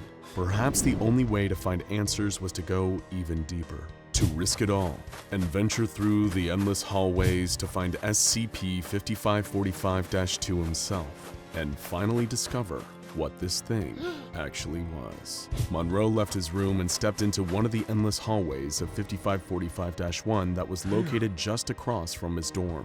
He found that it was a hallway like all the others on site, plain, concrete, worn of age, with simple light fixtures on the walls. He walked for hours, recording with a concealed device. The lights suddenly went out, leaving him in complete darkness. When they flicked back on, he was in a very different environment. A grand old carpeted hallway, the kind you'd see in an old mansion. He broke into a cold sweat. What was so familiar about this place? He kept walking, racked with terror, until this new hallway finally led him to the place he'd been seeking, Site 344-2, the domain of 5545-2. It was a large, poorly lit room, filled with grimacing statues and a large fireplace at the far end. It was the exact same room from Monroe's dream, with one horrifying difference. Monroe noticed a single white thread hanging down from the infinite ceiling, and when he looked up to find its source, he screamed. There were hundreds of bodies hanging and swinging from the ceiling above him. Everyone who SCP-5545-2 had ever killed, including MTF members, D-class personnel, and even the colonial explorers from hundreds of years before. And all of them were him, every single one. They had his face, and there, hanging in the middle of the room at ground level, was the body of a teenage girl, the one from his dream. In that moment, he finally recognized her. She was the girl he killed, the first him, hundreds of years ago. Much like Monroe, you're probably wondering, what is going on here? Thanks to declassified communication between Dr. Reed and the O5 Council, we can tell you. Jason Monroe is a man who's been reincarnated hundreds of times over the last 300 years, ever since he murdered a teenage girl, a girl named Emily, his daughter. This murder sparked the existence of SCP-5545 as an eternally reoccurring punishment for his crimes. Since figuring this out, the Foundation has kept tabs on Monroe's reincarnations, whether they're MTF members, D-class personnel, or even site directors. They see to it that these reincarnations always find their way back to 5545-2 to take his punishment and prevent the infinite hallway expansion that threatens to destroy the world. It's a plan everyone is in on, everyone except him. But every time he enters that nightmare-haunting room, it all comes rushing back. In that moment, though, he knew his crime, and he somehow knew how many times this punishment had unfolded for him. He now had two choices: repent and accept the punishment again, or leave and activate 5545-3, potentially allowing the endless tunnels to expand across the world. Like his many predecessors, Monroe made the decent choice. He accepted his punishment and allowed his own string to coil around him as the lights in the room went off, one by one, leaving only darkness. Jason Monroe, that version of him, at least, was never seen again. but the SCP Foundation is already eyeing up his next reincarnation and preparing to let this twisted cycle play out all over again. London is the second largest city in Europe, and underneath this bustling city is one of the oldest and largest networks of train tunnels in the world. But that's not the only huge old structure located beneath the city of London. Below even the deepest underground metro stations of this historic city, there's a whole artificial world of surveillance cyborgs, impossible architecture, and stomach-churning nutritional supplements. So be sure to mind the gap, because we're about to take you on a tour of SCP-1678, also known as UnLondon. SCP-1678 is located 1 kilometer below the city of London, England. From all appearances, it seems to be an exact copy of the city, though aesthetically, it's more in line with how it was around the turn of the 20th century. Gas streetlights stand on every corner, and the modern skyscrapers of the business district are recreated in the style of Victorian architecture. The epicenter of construction appears to be the Houses of Parliament, which is evidenced by the more unfinished and flawed the city becomes further out from the center one goes. Some of the buildings are made of nonsensical materials like copper pipes, and some of the gas lamps are nothing more than a ball of disembodied light floating atop a metal pole. The first big question that the Foundation had upon discovering this location was, of course, why on earth was it created? And they wouldn't have to look far, as an explanation of this bizarre mirror city plays automatically upon entering. My fellow citizen, if you are hearing this tape, then the world as we know it is finished. The sky has broken, the ground heaves with the tramp of terrible feet, and all the horror and madness from the dark corners of the world has broken free to exact its vengeance on the world of man. Evil has raised its bloody flag upon all nations of the world and crowned its unholy victory to the broken sky. Yes, this is the end, but there is a new hope. Welcome to UnLondon, a city of survivors, a city of the free. Together, fellow citizen, we will wait and prepare for the new beginning, the grand new world that is soon to come. Let the world above burn, we will endure. Let the monsters have their world. We will prepare. We will wait. And I tell you, citizen, that there will be a new morning, and you will emerge from UnLondon and stand blinking in the sun. And on that day, citizen, there shall be a new order as we raise the Union flag over the entire world. I welcome you to UnLondon, the last city and the first. From this message, it seems that this mirror city was built to be a refuge for survivors of an apocalyptic scenario, but the SCP Foundation had no knowledge of such a plan. In fact, it's still unknown who created this place, or how they did it. The one fact that was evident to the Foundation was that even though this strange place was intended to be a safe haven, it was far too poorly constructed to actually act as one. Illumination was unreliable, and most of the buildings were damp and infested with mold. It's also unclear to the Foundation where the oxygen and gas supply of UnLondon was coming from. Throughout the day, the loudspeakers around UnLondon play automated messages such as, "No one is safe from the influence of mimetic beings. Bryson's Home for the Poor is here to help." And, "Crime will not be tolerated in UnLondon. The tormentors of society will become its defenders." At the end of every hour that passes, the speakers announce the time, followed by, "And all is well." When the SCP Foundation first entered UnLondon, it was unknown whether or not any living things inhabited the city. On first investigation, it seemed from its state of disrepair that the city had been long abandoned. But soon, the Foundation met their first inhabitant of the underground city. Mobile Task Force members were inspecting the area around the Houses of Parliament when they discovered what looked to be a bank. As they approached the doors, they heard the following announcement over the nearby loudspeakers. "Citizen, you are entering a restricted area. Have your authorization papers ready. A Bobby will arrive to escort you shortly." This signaled the approach of SCP-1678-A, also known as the Bobbies. A single instance of SCP-1678-A appeared with the unmistakable sound of a police whistle, and as soon as it arrived, it started attacking the members of the task force. Another announcement came over the speakers. Police! Halt! Criminal! The bobbies are the main threat to visitors in UnLondon, and they will attack on sight with any improvised weapon they can find.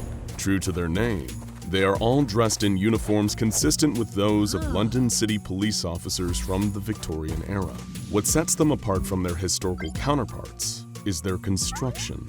These beings are made out of human corpses, crudely dismembered at the joints, and reassembled using metal hinges and bolts with their heads wrapped in bandages. Bobbies are extremely hard to kill, with only high-caliber rounds and explosive weapons being effective at putting them down.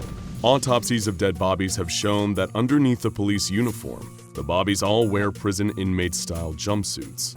This adds a chilling context to the announcement about the tormentors of society becoming its defenders. It appears that the bobbies are the reanimated bodies of prisoners. In addition to the bobbies, the Foundation cataloged 2 additional forms of artificial life present within UnLondon. First are SCP-1678-B, or Eyes in the Sky, hybrid biomechanical birds made of flesh with an exoskeleton of copper wiring. Some of these creatures are covered in a deteriorating outer layer of plastic and feathers, suggesting that they were originally meant to resemble pigeons. As their name suggests, Eyes in the Sky serve as a type of surveillance drone, and while they have no offensive capabilities, they still pose a significant threat to the Foundation. It's still unclear whether they're able to communicate with or summon the bobbies, but the SCP Foundation takes no chances. The last life form present in SCP-1678 is the strangest and the most frightening, SCP-1678-C, known as the Wretch. The Wretch has only ever been encountered outside the zone, which is now under SCP Foundation control, and it's uncertain how many instances of this being exist. The Wretch resembles an old woman, or sometimes old man, dressed in filthy rags. The Wretch sits at street corners holding a begging tray and will attempt to elicit pity from anyone who happens to walk by. The Wretch will ask for food or money, but if food is supplied, it will start weeping before vanishing into a puff of black smoke. On a few occasions, audio notices playing on the city's loudspeakers have alluded to this being, saying, "Do not pity the Wretch. Allow them to pay the price of their betrayal for all eternity." The current Foundation protocol with regards to the Wretch is to not engage with it at all. In addition to the bobbies, the Eyes in the Sky, and the Wretches, there's another strange component to the world of UnLondon. Throughout the city, in any area designed for human habitation, the Foundation discovered multiple machines that resembled modern gas pumps. These machines are fitted with coin slots and rubber hoses that, when coins are inserted, dispense a porridge-like substance advertised as Dr. Goody's Wonder Food.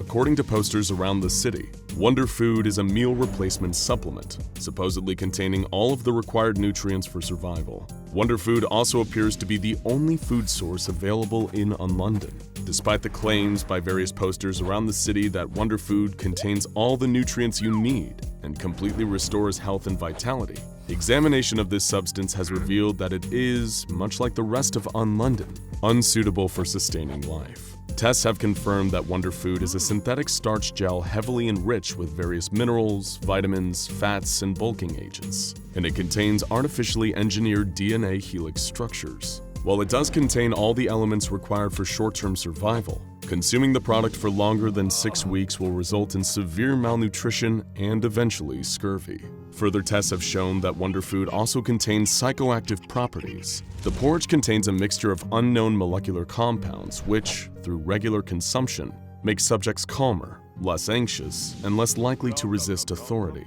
It also seems to have been engineered to cause withdrawal symptoms that set in if a person stops eating it, symptoms which include headaches and depression. Foundation personnel are forbidden to consume Wonder Food, but the substance is highly attractive to instances of SCP-1678-B and 1678-C. Like most things in UnLondon, the quality of Wonder Food varies wildly, with some dispensers putting out a product that is so degraded that it can cause sickness, deformities, or even death in the consumer. But strangely, the Foundation has also recorded a type of unknown colorful mollusk which feeds on spillage from the Wonder Food dispensers. At present, UnLondon is only partially contained. Mobile Task Forces Tau 4 and Epsilon 6 have succeeded in establishing a perimeter around the Hyde Park district, where they have managed to stop any incursion from SCP-1678-A. Even though this is the only area that is fully under Foundation control, explorations have been conducted of buildings outside that perimeter. The investigations are vital for the Foundation's main purpose in UnLondon, which is figuring out who built it and exactly what kind of event this underground mirror city was meant to prepare for. The interior of the Natural History Museum yielded particularly strange insights into the purpose of UnLondon. For the most part, the museum is close to how it appears in the above ground, but with one key difference. The task force investigating the museum discovered an exhibit called The Fall of Man, exactly where the Darwin wing should have been. The exhibit, as its name suggests, details the apocalyptic scenario that would have theoretically driven people underground into UnLondon. But to everyone's surprise, its dioramas and displays didn't depict an asteroid impact, plague, or nuclear Armageddon. To the Foundation Task Force members, the scenes of destruction depicted in the exhibit were far more familiar. They recognized the reptilian form of SCP-682, the ordinary-looking brownstone basement door that serves as a gateway to SCP-2317, and, most chillingly, the imposing many-eyed figure of the Scarlet King. These were only some of the known Keter-class SCPs depicted in the museum exhibit. It was clear that even though the SCP Foundation hadn't built this city, whoever did knew a lot about the SCP Foundation's activities. It's believed by the Foundation that whoever or whatever created UnLondon still resides in the Houses of Parliament, and the ultimate goal of the task forces is to infiltrate the building. But in order to do that, they will first need to find where the bobbies are made and halt their production. It's believed that Bryson's home for the poor is where they originate from, but it's unclear exactly where the materials to make them come from, nor is it clear just how they're produced. Ultimately, the Foundation's goal is to catalog the entire city, and once they have stopped the production of more bobbies, MTF Tau 4 and Epsilon 6 will storm the Houses of Parliament and contain whatever force has created UnLondon. But London is a very big city, and UnLondon is just as big, so there's no telling what else they might find exploring this bizarre location.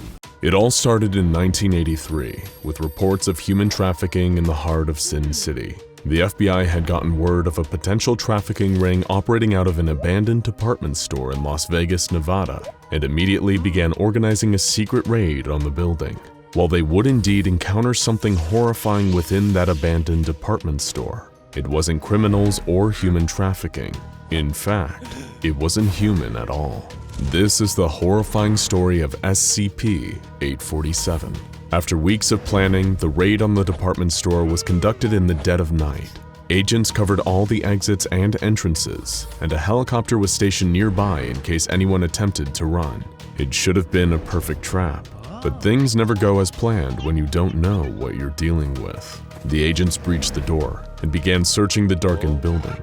It didn't appear that there was any power, so the traffickers must have had great night vision and a high tolerance for creepy locales. Agents soon heard a faint humming sound coming from below, a generator. It must be located in the basement and be the hub of this criminal enterprise. Readying themselves for whatever they were about to find, the agents descended into the basement. As they moved deeper into the building, they found that lighting rigs had been set up.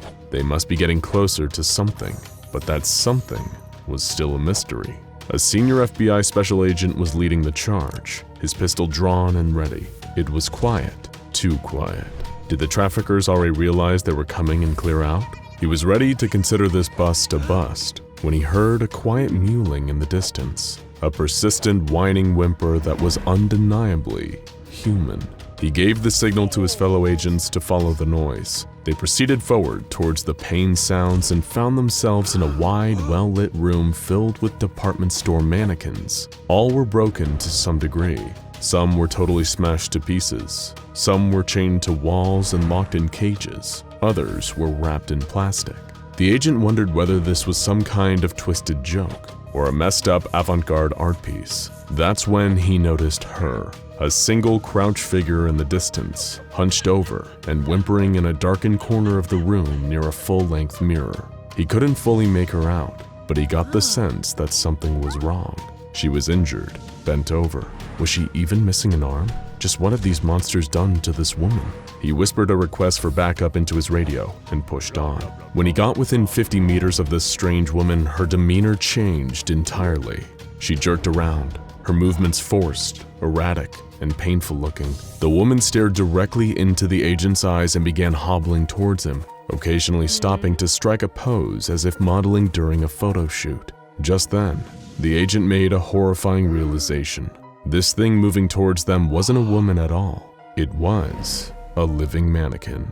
As she got closer though, he realized that the mannequin's broken left forearm had been carved into a large shiv. A female junior FBI agent had been one of the many to pour into the room when the raid leader had radioed for backup. The second she entered the 50-meter range of this strange mannequin, everything changed. In an instant, its eyes and mouth began dripping with a thick, viscous resin. Its whimpering gasps suddenly became vicious, ear-splitting screeches, and it turned its gaze from the senior FBI agent. It was now focused on the junior agent, who had just entered the room and broke into a terrifying run straight towards her. The mannequin moved with a violent, single-minded purpose. Other agents began firing, but it was running freakishly fast and easily dodged most of the bullets. The few that actually hit seemed to do nothing to slow the creature down.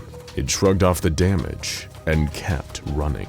With a great leap, it landed on the terrified junior agent and began jabbing her with its bladed arm. The other agents stopped firing, fearing they might accidentally hit their colleague during the panic. The mannequin was ruthless, clawing and stabbing with the strange resin leaking out of its every orifice. Terrified and unable to reach her gun, the agent remembered her training. She reached into her belt and grabbed her stun gun, jamming the 2 probes up against the creature's chest and giving it 30,000 volts. The creature spasmed, fell backwards, and collapsed in a heap on the ground, frozen. This was the first recorded encounter with SCP-847, a violent living mannequin with a serious problem with women. This terrifying report was passed up the chain of command until it landed on the desk of a Foundation agent working in the FBI. The Foundation quickly swooped in and claimed the mannequin, delivered necessary amnestic treatment to all who'd witnessed it, and closely observed the female junior FBI agent's recovery in a private hospital with Foundation ties. As it turns out, they were right to do so, as the junior agent was in for a gruesome fate. While the wound she'd suffered at the hands of SCP-847 didn't appear fatal, the fact that the mannequin's anomalous resin excretions entered the open wound changed everything. Several hours after being committed, the junior agent began complaining of limb stiffness and difficulty moving. This quickly developed into full paralysis. Over time, her skin and internal organs began to harden, until the process dubbed plastination came to a gruesome end. The junior agent wasn't just dead, she had been transformed into a mannequin. Foundation researchers were met with a truly horrifying realization. This means that all the other broken mannequins found with SCP-847 were likely once living humans, attacked and transformed by the anomaly, now a source for new harvested body parts. Now safely interred at a Foundation containment facility though, the real tests on SCP-847 to determine its behavior and physical attributes could begin.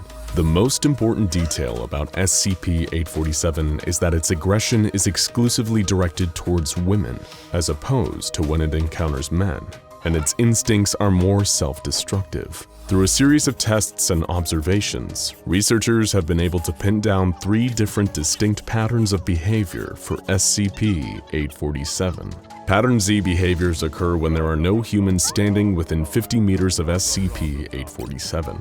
The mannequin will seek out a full-length mirror and pose in front of it, much like a department store mannequin attempting to show off its clothes. It remains largely inanimate during these periods and will very occasionally use a finger or whatever appendage is available, given its habit for self-mutilation, to scratch messages on nearby surfaces. Pattern Y behavior occurs when male humans with XY chromosomes enter a 50-meter radius around SCP-847. Just like its reaction to the male FBI agents who found it, 847 will initially emit vocalizations that seem like whimpering gasps, before making eye contact and striking provocative poses while approaching the subject. It will then remain static and allow the male subject to pose its body. However, after the male subject leaves the area, 847 will enter a state of considerable distress and begin removing or shattering parts of its body. The Foundation has found that the parts removed or shattered are often consistent with parts that the male subjects found displeasing during interactions, showing a masochistic desire to impress. These parts are then harvested back from plastinated victims, which brings us to the most dangerous of its behavior patterns. Pattern X behaviors occur when female humans enter a 50-meter radius around the creature. 847 will immediately become brutally aggressive, switching its noises from whimpers to violent screeches and growls. 847 experiences enhanced physical capabilities during Pattern X states. Its speed has been measured at 45 kilometers per hour, making it as fast as the legendary SCP-096. It's also been shown to exhibit extreme physical strength. It's during this pattern of behavior that it begins excreting its deadly resin, which has been proven to only be dangerous to women. In these states, the only thing capable of reliably pacifying the being is a powerful electric shock. The shock causes the creature's resin to harden, temporarily incapacitating it for roughly 5 minutes. Other conventional weapons and damage has no meaningful effect on SCP-847. After a number of incidents that had sad and violent endings, the Foundation Ethics Committee forbade the use of female D-Class personnel in SCP-847 testing. When it came to female subjects, 847 always slipped into a state of extreme aggression, so instead the Foundation began testing with male subjects in hopes of better understanding the dynamics between human males and SCP-847. Various misogynistic D-Class males were introduced into the containment chamber, which was modeled to look like a bedroom for the purposes of behavioral study. Each one, either during or after their interaction with SCP-847, was told to comment on some aspect they felt dissatisfied with. The mannequin shattered its own chest after hearing it described as being out of proportion. After another D-Class called its nose ugly, the mannequin broke it off. After another said that its hair was out of fashion and commented on its inability to drink, it tore out its hair and liver. All parts were replaced after the experiments. Things took their most violent and upsetting turn yet with the introduction of D-7294. A lot of the time, D-Class personnel are considered to be as anonymous as they are expendable, but D-7294 is an exception. Before becoming D-Class, he was a successful cello teacher who brutally murdered one of his teenage students and her mother. He's typically employed in tests when the Foundation wishes to see interactions between anomalies and humans with confirmed psychopathic personalities. During his interaction with SCP-847, he belittled and humiliated the mannequin. He forced it into uncomfortable poses and even snapped off one of its fingers before being dragged from the room by Foundation guards. In the following debrief, he further berated the mannequin as useless and lousy at its job of being controlled by him. In response, 847 extracted its own brains, eyes, and clavicle before shattering its own hands in dismay. So why does 847 behave this way? While it may appear monstrous, it seems that the reason SCP-847 does what it does is all too human. It hurts women because it itself is hurting, and it's willing to hurt itself even more for the approval of the objects of its desire. As a result, it's an anomaly trapped in an endless cycle of pain and violence. Perhaps one day, it'll be able to free itself from the loop, but that day is unlikely to come for this murderous mannequin anytime soon. You're on a road trip, the kind that stretches over days on end, and you need to make multiple stops along the way to refuel the car and yourself. The last time you remember stopping to get more gas and a bite to eat was back in Wyoming, and now you're in the heart of Montana. Thankfully, like an oasis in the desert, you see the town of Clearwater off in the distance. It's a vibrant, welcoming little place, a perfect slice of classic small-town Americana. You took a similar trip last year, and vaguely remember stopping at Clearwater that time too, and you're glad to be back. In particular, you remember the Old Prairie Diner, a folksy little place with the most delicious huckleberry pie you ever tasted. Perhaps it's about time for you to give it another try. You fill up your tank and stop at the diner. The food tastes just as good as you remember, but one thing is off. The entire staff seems to have changed. It is the exact same diner you ate at a year ago, no doubt about that. but it looks like everyone from the waitstaff to the cashier to the cooks have all been replaced. You try your best not to think about it. After all, businesses are allowed to replace their staff. But the longer you sit in the diner, the more uncomfortable the feelings become. You need to ask someone, just to push away the fears that you're not going crazy. When the waiter passes by, you compliment the food and mention you ate here last year too. You asked the unfamiliar waiter if they had worked here back then. They confirm that yes, they've always worked here, and so has everybody else. The diner is a family business. You leave town not too long after that, feeling vaguely unsettled. And as a voice on the radio warns about the incoming rain, you tell yourself that you never want to return to the town of Clearwater, Montana. As you leave, the memory of the town seems to fade from your mind in real time. But little do you know, the people of Clearwater will never be able to leave, ever. It's because something horrifying will happen in Clearwater every single year. And that thing is known to the SCP Foundation as SCP-3300. This annual anomalous event is Clearwater's own local curse, always occurring around mid-June. While many of the mechanics of this event still elude the Foundation's understanding, the outcome is well documented. Every single inhabitant of the town is replaced by a person who didn't previously exist. While some elements may carry over from their original counterparts, every person involved will simply be a whole new person, with no memories of the change or who they once were. The process known as SCP-3300 lasts between 6 and 18 days, and once the process has begun, it's impossible for any outsiders to intervene. It begins with rain, a light, dreary drizzle at first, but each day the rain gets worse. Soon it's a storm, and then a maelstrom. Flooding, hurricanes, tornadoes, all centered around Clearwater but cutting off neatly just beyond it. What happens in Clearwater remains in Clearwater, and when the process has concluded and the sun shines once more, everybody has been changed. Whenever the Foundation has tried to send personnel or equipment into Clearwater during SCP-3300, one of two things has happened. In the more favorable scenarios, those attempting to enter Clearwater have simply appeared on the other side of the city limits. In the less positive instances, personnel and equipment have been lost forever within. There is no stopping or even understanding SCP-3300. According to Foundation records, Clearwater has been around at least as long as the Foundation itself, perhaps even longer. Clearwater has been able to undergo its yearly nightmare without intrusion due to a unique cognitohazardous effect, which creates a kind of mental block around memories of the town for outsiders. You won't forget Clearwater per se, but you will find it increasingly hard to focus on, like something you can only ever see out of the corner of your eye. There is no saving the people of Clearwater. The horror will play out again and again and again. The Foundation has no first-hand knowledge of what happens in Clearwater during those horrifying 18 days, but one account they have hints at a terrifying possibility.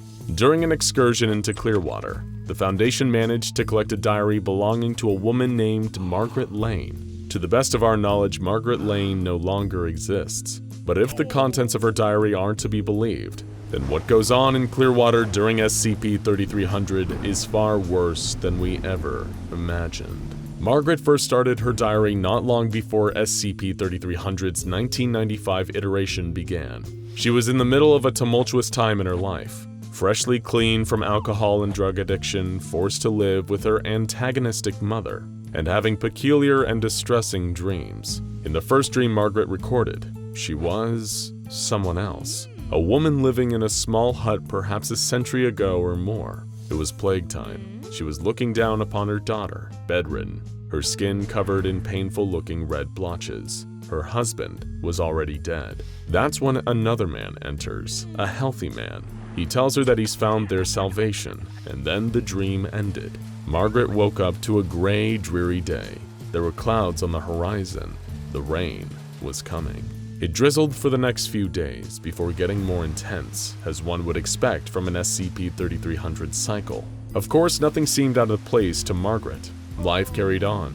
She continued to stay clean, resisting the offers of her old dealer, though her relationship with her mother remained frosty. The rain started to get worse as voices on the radio insisted that conditions would continue to become more severe over the next few days. They tried their best to maintain normality. Margaret invited some friends, Jared, Sam, Mike, and Isabel, to come over and play D&D at her place. That was when all hell broke loose. While the group roleplayed, there was a furious banging at the door, like whoever was knocking was trying to bash the door down. When Margaret's mom opened the door to investigate the commotion, she saw that an entire family was standing there, a father, a mother, and 2 young children. The father immediately began furiously asking why all these strangers were in his house. When Margaret's mother tried to tell him that this wasn't his house, he became increasingly agitated and walked straight into the home. Margaret's friends attempted to subdue him, but he threw them off, displaying a supernatural strength. Margaret's mom ran in with a golf club and struck the mysterious man in the chest. There was a nasty splat, but he didn't seem to react. The golf club was just embedded in his chest, having broken the skin and sunken in, but there was no blood, just dripping water. The father then pulled the golf club out of his chest and began beating Margaret's mother to death with it, all while repeating "my house" again and again, while his wife and children watched with broad, sunny smiles in the rain. Somehow Margaret knew that her mother was beyond saving, and that there was no way of defeating these things in a physical confrontation. All they could do was run out to Jared's van with the rest of the group and hightail it to the police station. But when they arrived at the station, the doors were barred and it appeared empty. As the torrential rain hammered down from above, there was nothing left to do but drive out of town and try to escape whatever madness was going on here. But that was easier said than done. They drove for what seemed like hours on end as the rain and the howling wind persisted. Jared had been injured during the fight with the strange family, and his health deteriorated further as the drive stretched on. They should have left the town of Clearwater a long time ago, but it seemed like they were nowhere. It wasn't long before Jared was lying dead in the back of the van, and now there were only 4 of them left. They kept driving, afraid, grieving, hungry, and tired, and Margaret took the opportunity to sleep. It was no time to rest, but she was so exhausted that she had no choice. Margaret had a continuation of her earlier dream. The different her, the dream her, was laying the plague-ridden body of her daughter in the river, but she wasn't the only one. All the villages of her settlement were placing the bodies of their dead in the river as the water washed around them and through them. The bodies became one with the water, and then they became the water. The water was everything. When Margaret awoke, it was to the horrifying sounds of bubbling and boiling. That's when she saw that Jared's body was dissolving. No, not dissolving, evaporating. It was bubbling and convulsing like it was made of water until the entire thing burst into a cascade of hot steam. After that, Margaret and the others left the vehicle and refused to get back inside. Nothing was making sense. It was like something out of a nightmare.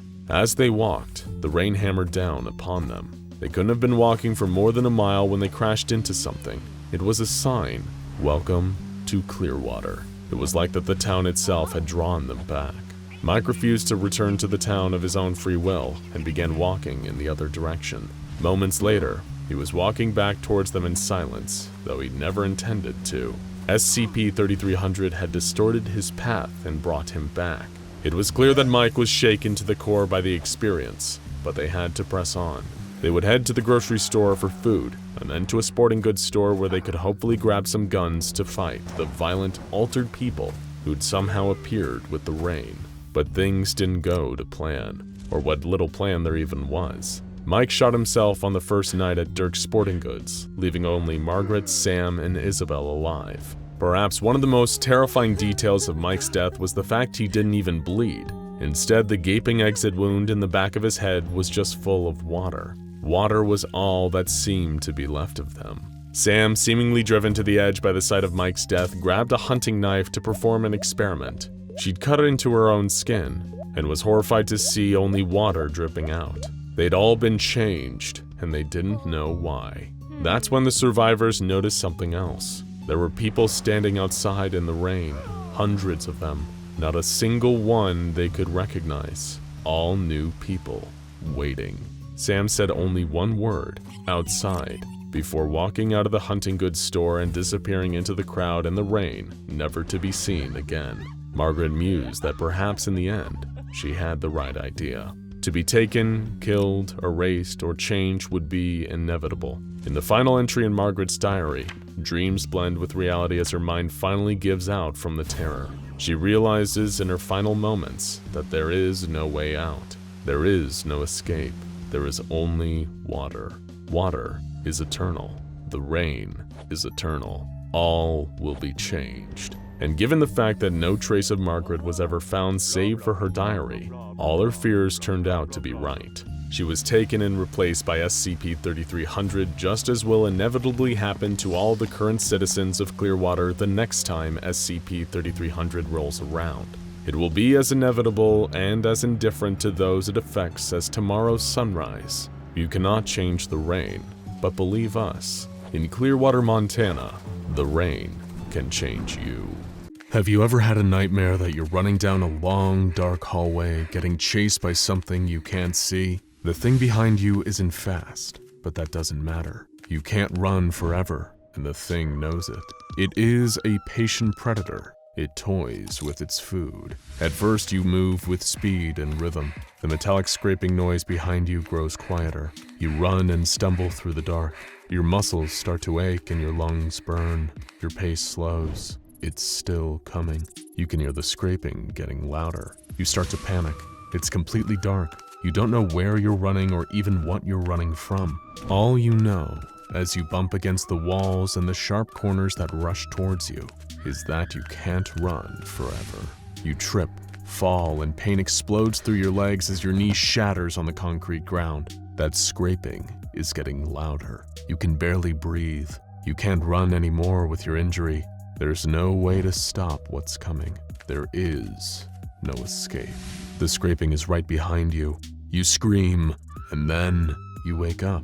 Your heart is pounding like thunder in your chest, and your sheets are soaked with sweat, but you're safe.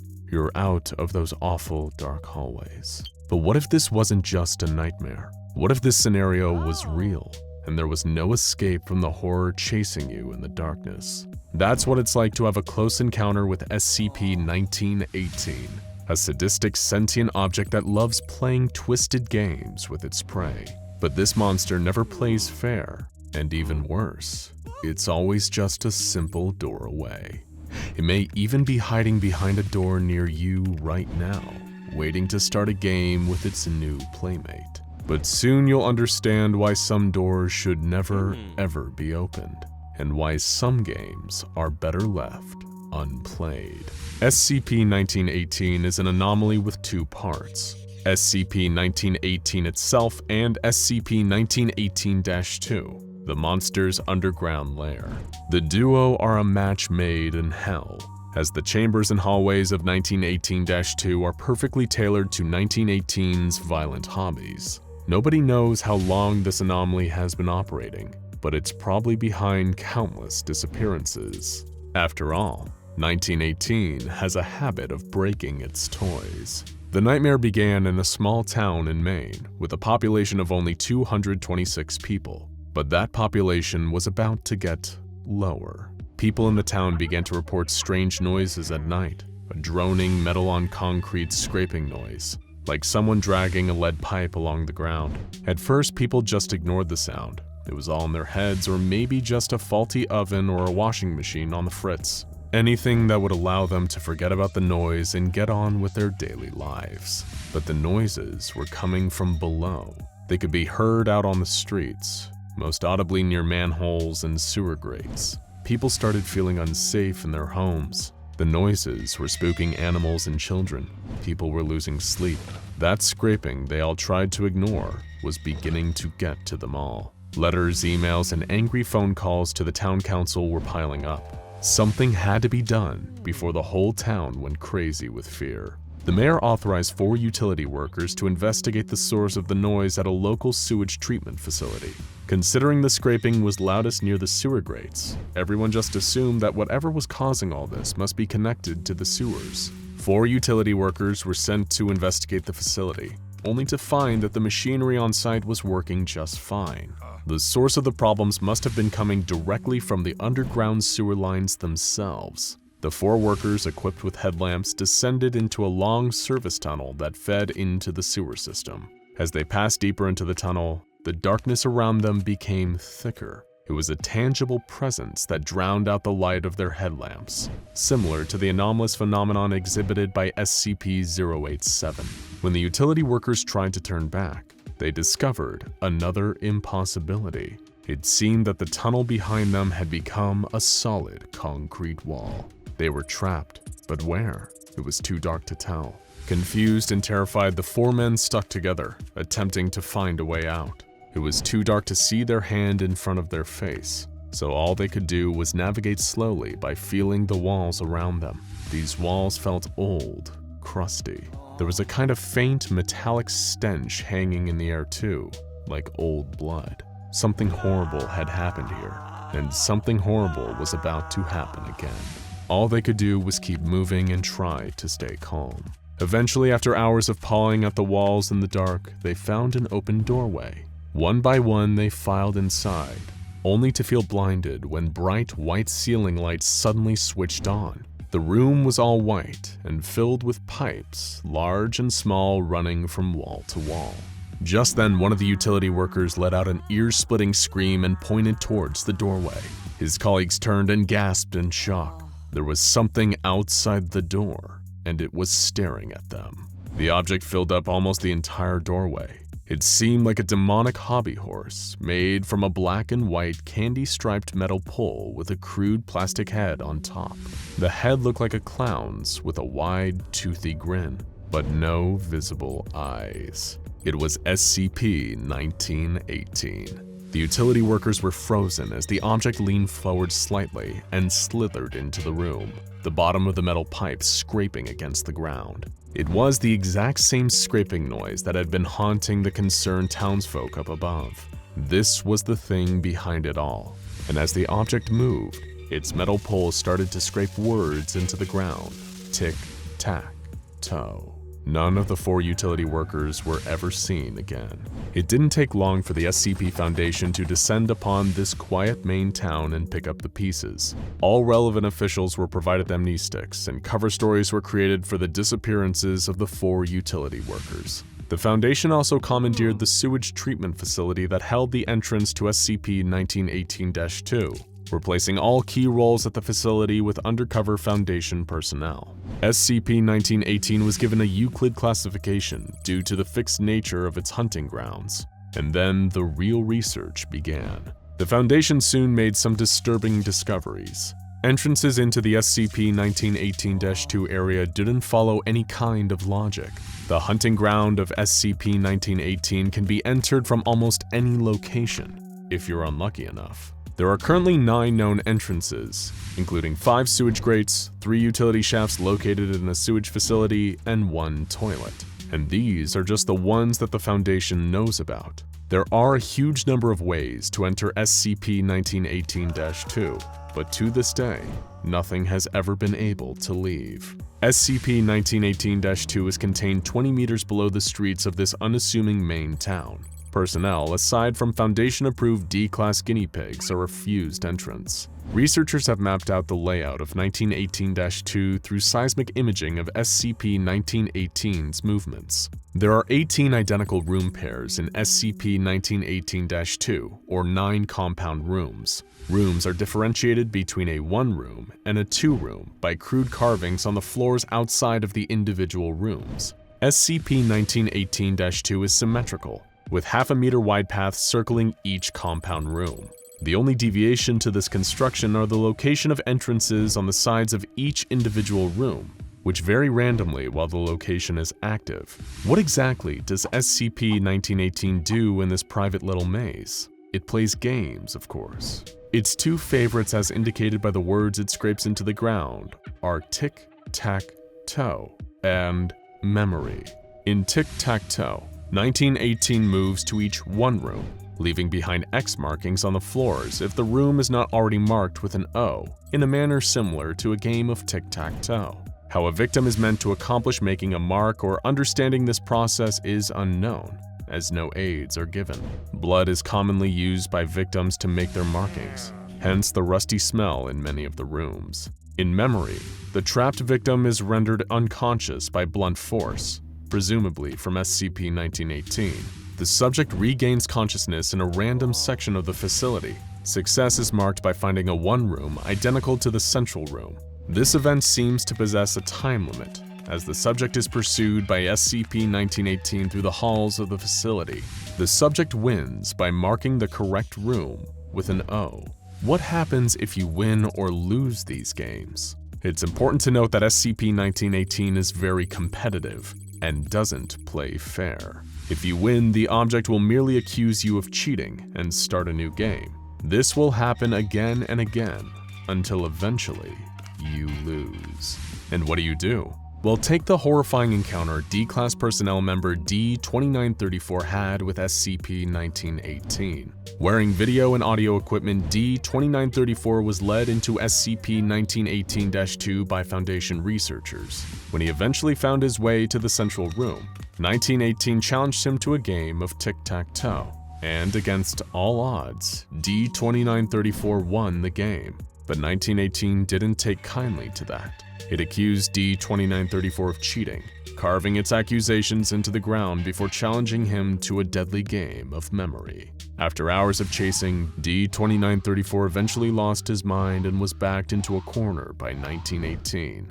As the object made its way towards him, he panicked, ripped a pipe from the wall, and began smashing 1918's head. As the plastic cracked under the force of the blows, Foundation scientists could see real brains inside. D-2934 screamed, and the video feed cut off. When the video turned back on sometime later, 1918 stared into the camera with a different head mounted atop its metal pole, one that just a few hours earlier had belonged to the unfortunate D-2934. If there's one lesson to be learned from this terrifying anomaly, it's that there truly is no escape from SCP-1918. Growing up in a small Virginia town near the mountains right on the border of West Virginia, Zane heard all kinds of stories from his grandmother. Tales of mountain lions who could transform into ghostly women, the Talipo, a fluffy rodent-like creature on an endless quest to get its tail back from the hunter who took it, the Mothman that appeared with glowing red eyes to warn of impending tragedy. Most of all, she warned him about the deer. "Sometimes," she used to say, "when you're out in the woods late at night, you'll see a deer acting a little bit funny. Maybe it's making strange sounds. Maybe it's standing up like a man. Maybe it's staring at you from the shadows and won't look away. If you ever see one of these deer, promise me you'll get away from it as fast as possible.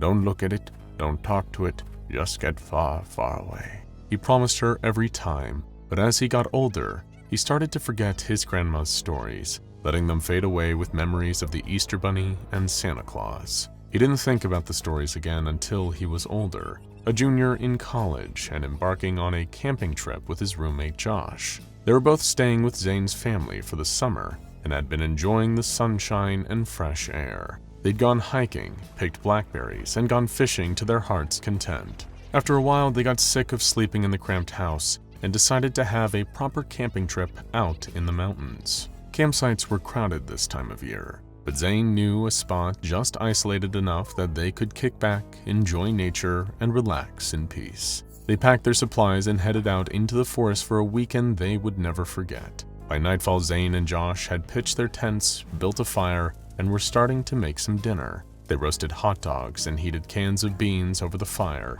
and decided to start telling some classic scary stories. Sitting by the crackling fire, listening to the rustling leaves, snapping twigs, and the chittering of animals all around, Zane couldn't help but remember the stories he had almost forgotten.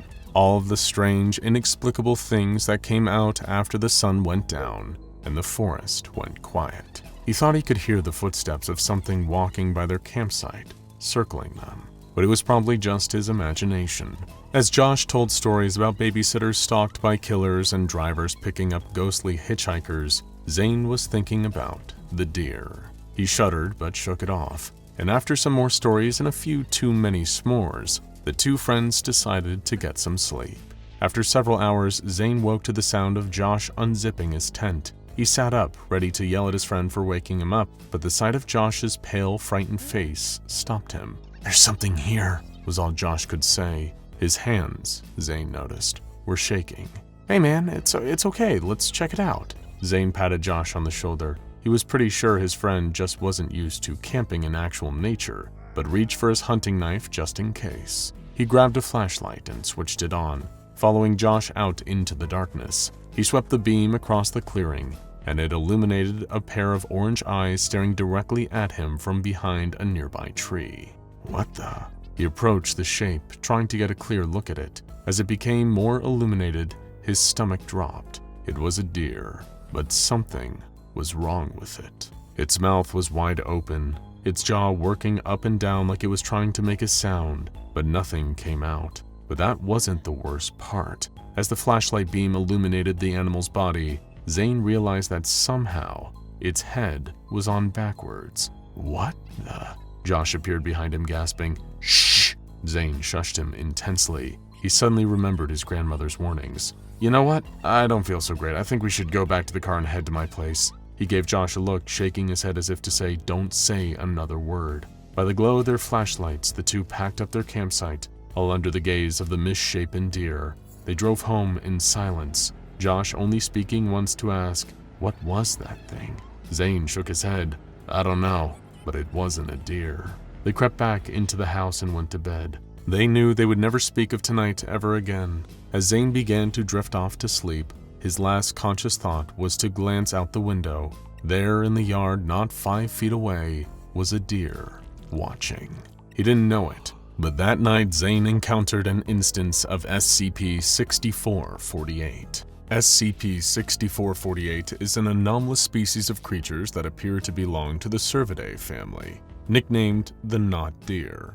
They are highly intelligent and can be distinguished from ordinary deer by unusual behavior and physical deformities. Some of these have included legs that bend backwards, the eyes of an animal other than deer, forward-facing eyes, jerky movements, lack of fear towards humans, and walking on 2 hind legs. Most notably and most frightening, SCP-6448 instances will watch and stalk humans for a duration of hours or even days. They will follow humans home and steal items from their domains, including weapons, food, and other personal items. They're most frequently found in the deep woods at night when a person is completely alone.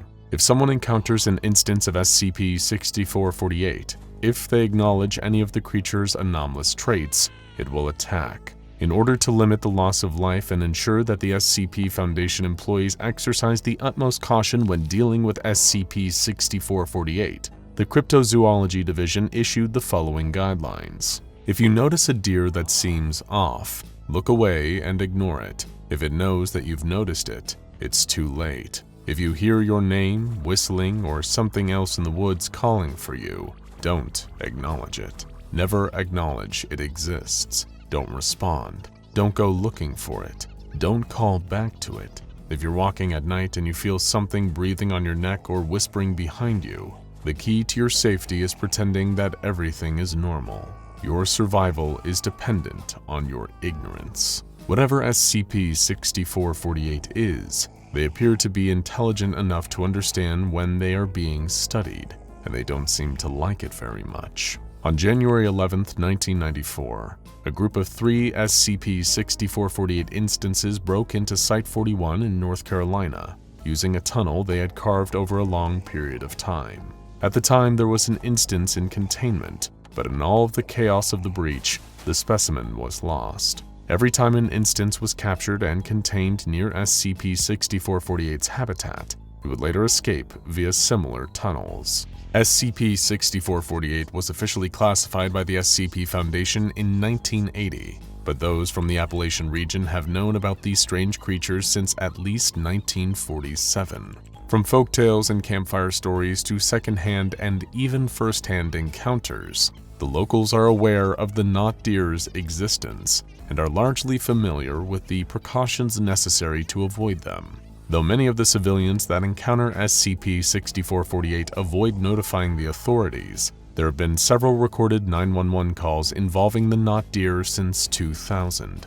The following is a log of those calls. February 1st, 2000. Victim, age 41 female, dialed emergency services after hearing their name being called from the woods near their home. The victim recounts the vocalization being likened to a scream in a voice that they do not recognize. and requested assistance in locating the source. Emergency personnel requested the subject place their phone on the floor outside the home to listen for the alleged sounds. After 2 minutes, a vocalization was heard that was calling to the subject by name, emanating from the nearby forest. The subject was instructed to investigate the disturbance themselves and keep services updated on the situation.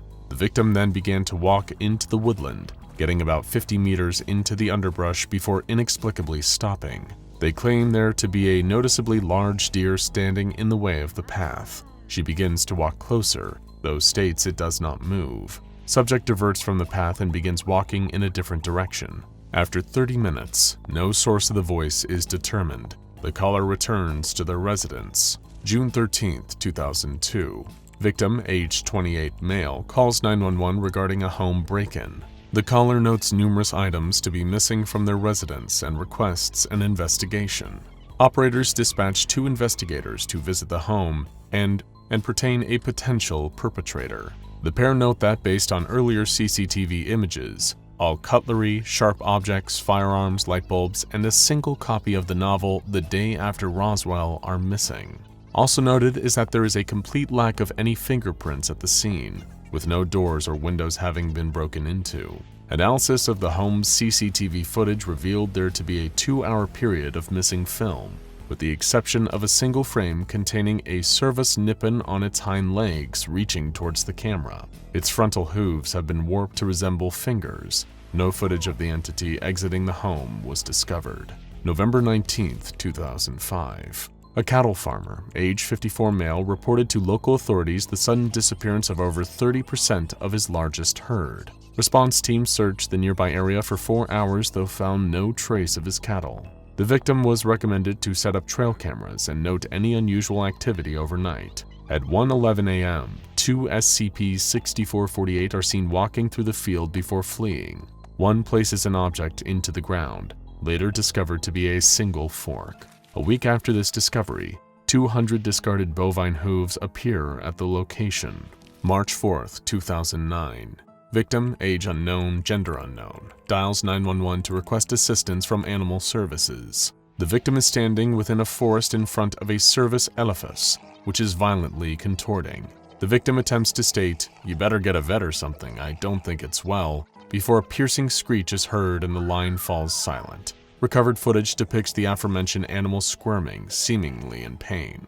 A vicious churning is audible as a black mass erupts out of the instance, and the video turns to static. October 11, 2012. Victim, age 23 male, is a junior wildlife officer at the Cherokee National Forest, Tennessee. They radio their supervisor in the early morning regarding a herd of Odocoleus virginius within the reserve. Supposedly, there is a single animal that, upon first glance, appears average, though possesses divergent attributes, including backwards joints, enlarged abdomen, and forward-facing eyes. Upon stating this, a distant whistle is audible, and the victim stumbles slightly. They begin to say, "What the? Did it just whistle at me?" before the sound of hooves rapidly getting closer is heard. Notably, the hoofsteps did not sound to be in the traditional gallop of a cervid.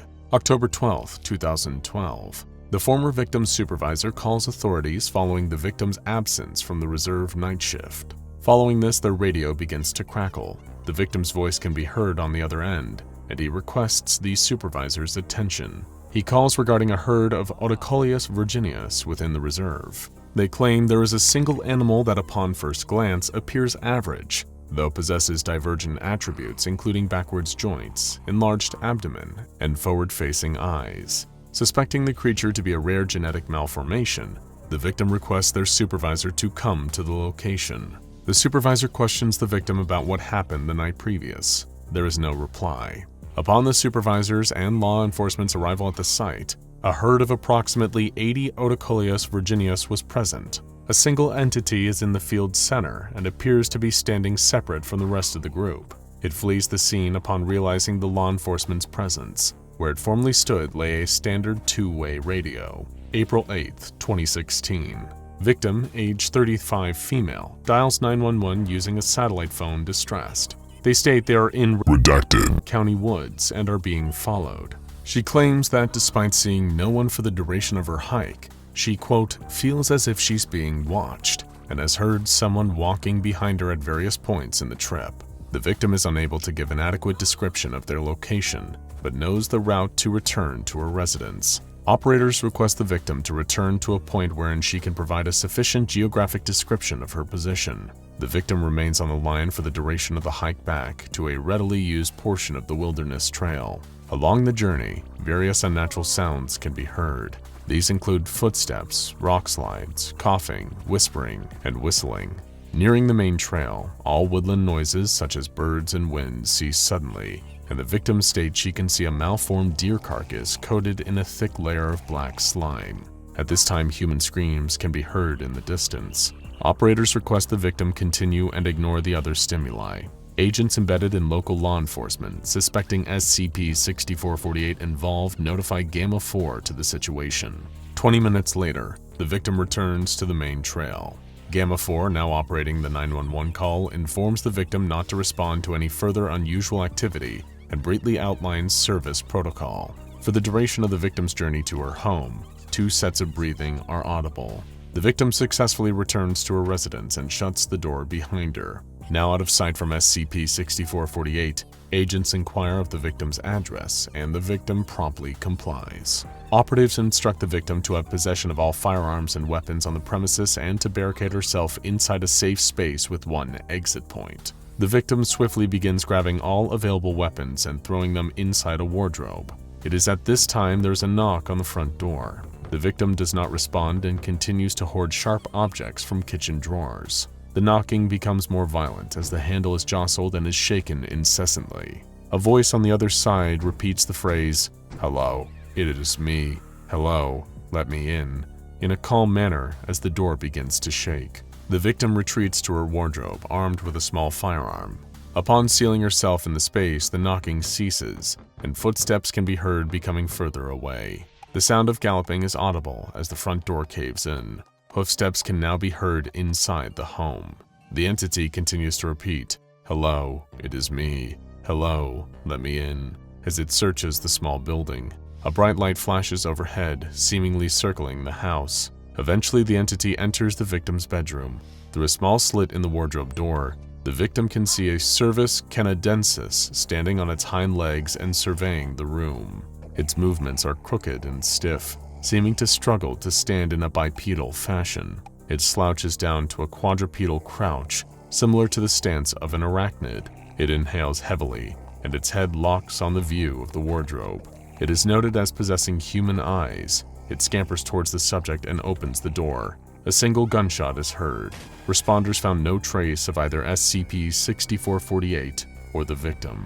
Containment of SCP-6448 is focused on the investigation of any deer exhibiting anomalous traits in and around the Appalachian area. Any civilian sightings of SCP-6448 are to be handled by Mobile Task Force Gamma-4 or the Green Stags. Any possible deaths resulting from SCP-6448 will be blamed on hiking accidents, and any reported sightings can be explained away with chronic wasting disease. CWD, occasionally referred to as zombie deer disease, is a prion disease affecting members of the Cervidae family. Symptoms of the illness include loss of motor function control and damage to decision-making, as well as gradual degradation of all mental faculties. It is 100% fatal.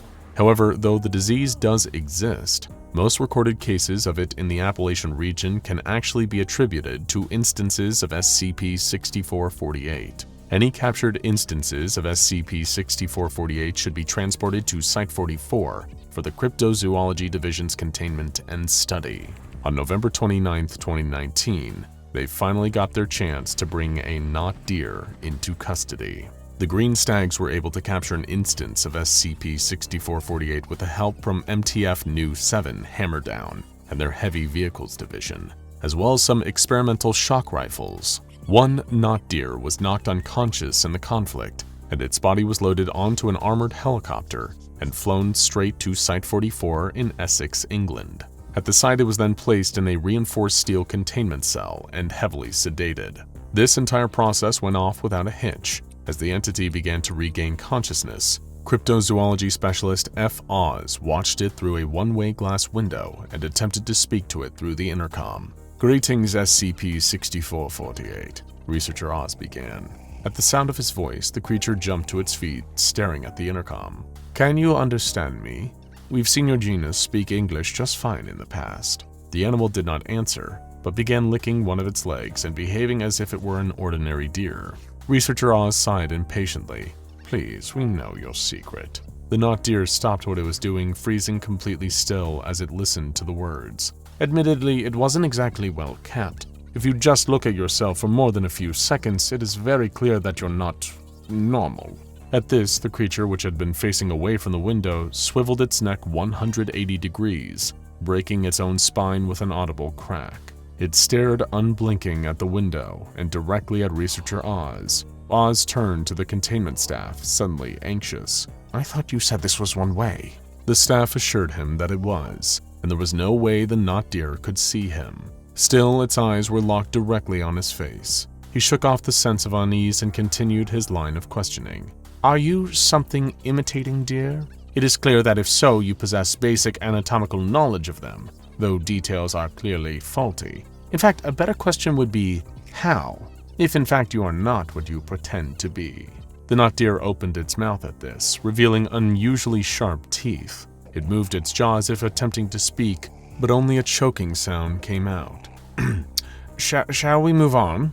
Oz asked. What I'm more concerned with here is why you take our people. Is it a vendetta? Spite?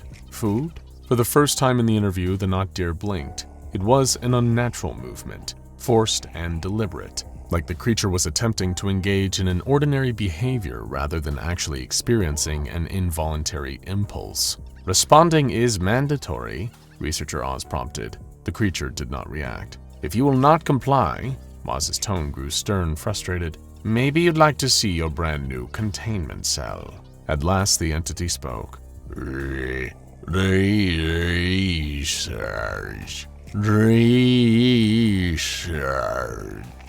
Its voice resembled a distorted version of Oz's. Research? What kind of... Oz wasn't able to finish his question.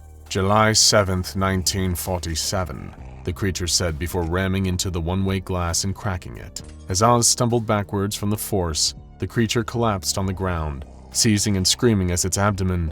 Get the stags in here now! Oz cried out, but it was too late. A black mass of something shiny and tendrilled leaped out of the not deer, scuttling around the cell before shattering the window and leaving the empty shell of a deer behind. The Site-44 breach system activated and attempted to initiate emergency containment protocols, but the mysterious black mass escaped its sector, made its way toward the main exit, broke through the glass of the front exit door, and vanished into the shrubbery outside. The escaped anomaly could not be found and recontained. Ever since this incident, there have been a record-breaking number of chronic wasting disease cases identified in deer in the surrounding area, as well as an unprecedented increase in UFO reports. Further research is currently ongoing, but it is unknown whether we will ever truly know what these creatures are. Only one thing is for certain.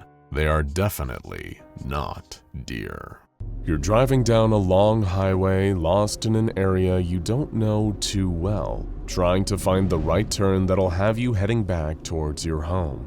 You keep driving, the nighttime quiet all around you. Deciding to try and break that silence, you reach for the radio, turning the dial to filter through all the garbled, distorted voices and songs from nearby local radio stations that are too far out of range to come through clearly.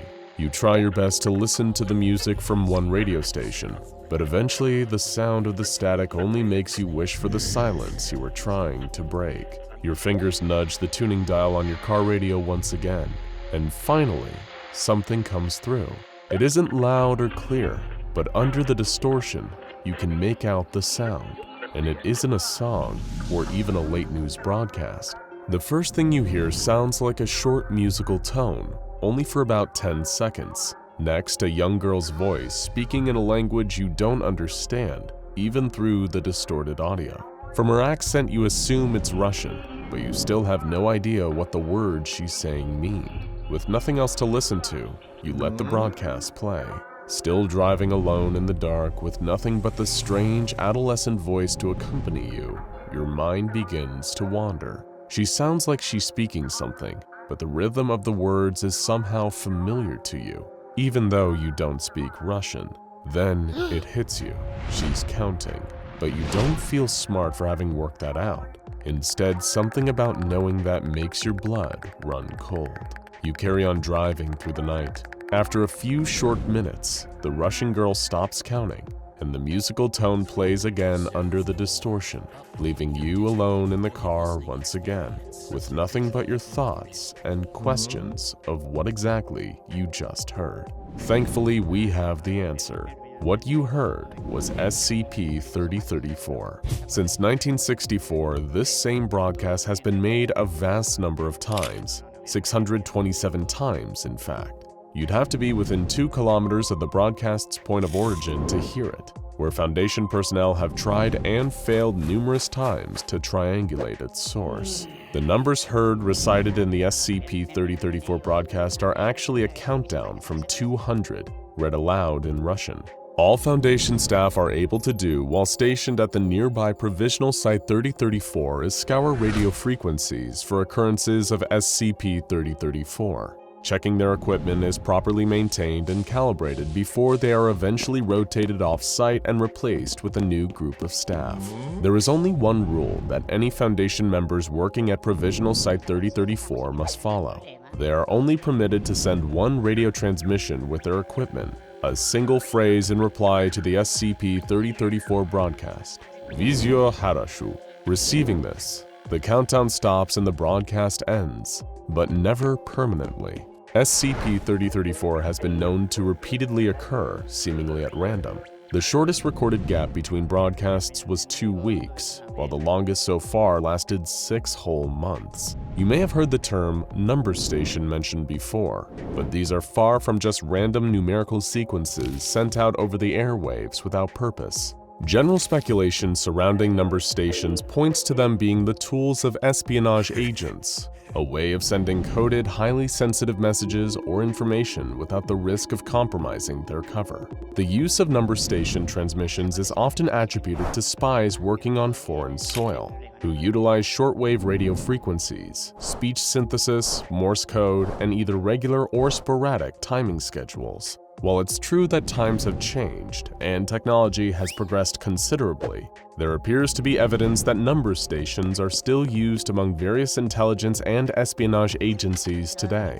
Despite being considered an old-fashioned method of communication, these low-tech shortwave stations remain a viable, reliable option for the transmission and reception of intelligence to field agents. The CONET project is a comprehensive archive of this phenomenon, and its founder, Aiken Fernandez, has long been fascinated by number stations. According to him, this system is completely secure because the messages can't be tracked. The recipient could be anywhere. You just send spies to the country and get them to buy a radio.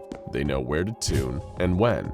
So what does the distorted broadcast of numbers from SCP-3034 mean?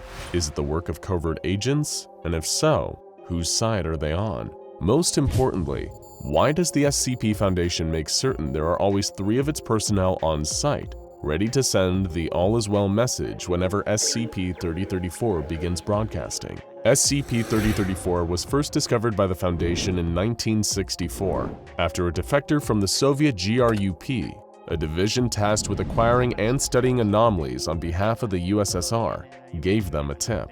Commander Robert Malthus, along with a team of 6, including a man named Agent Browning, selected for his knowledge of Russian dialects, were sent to investigate at Provisional Site 3034.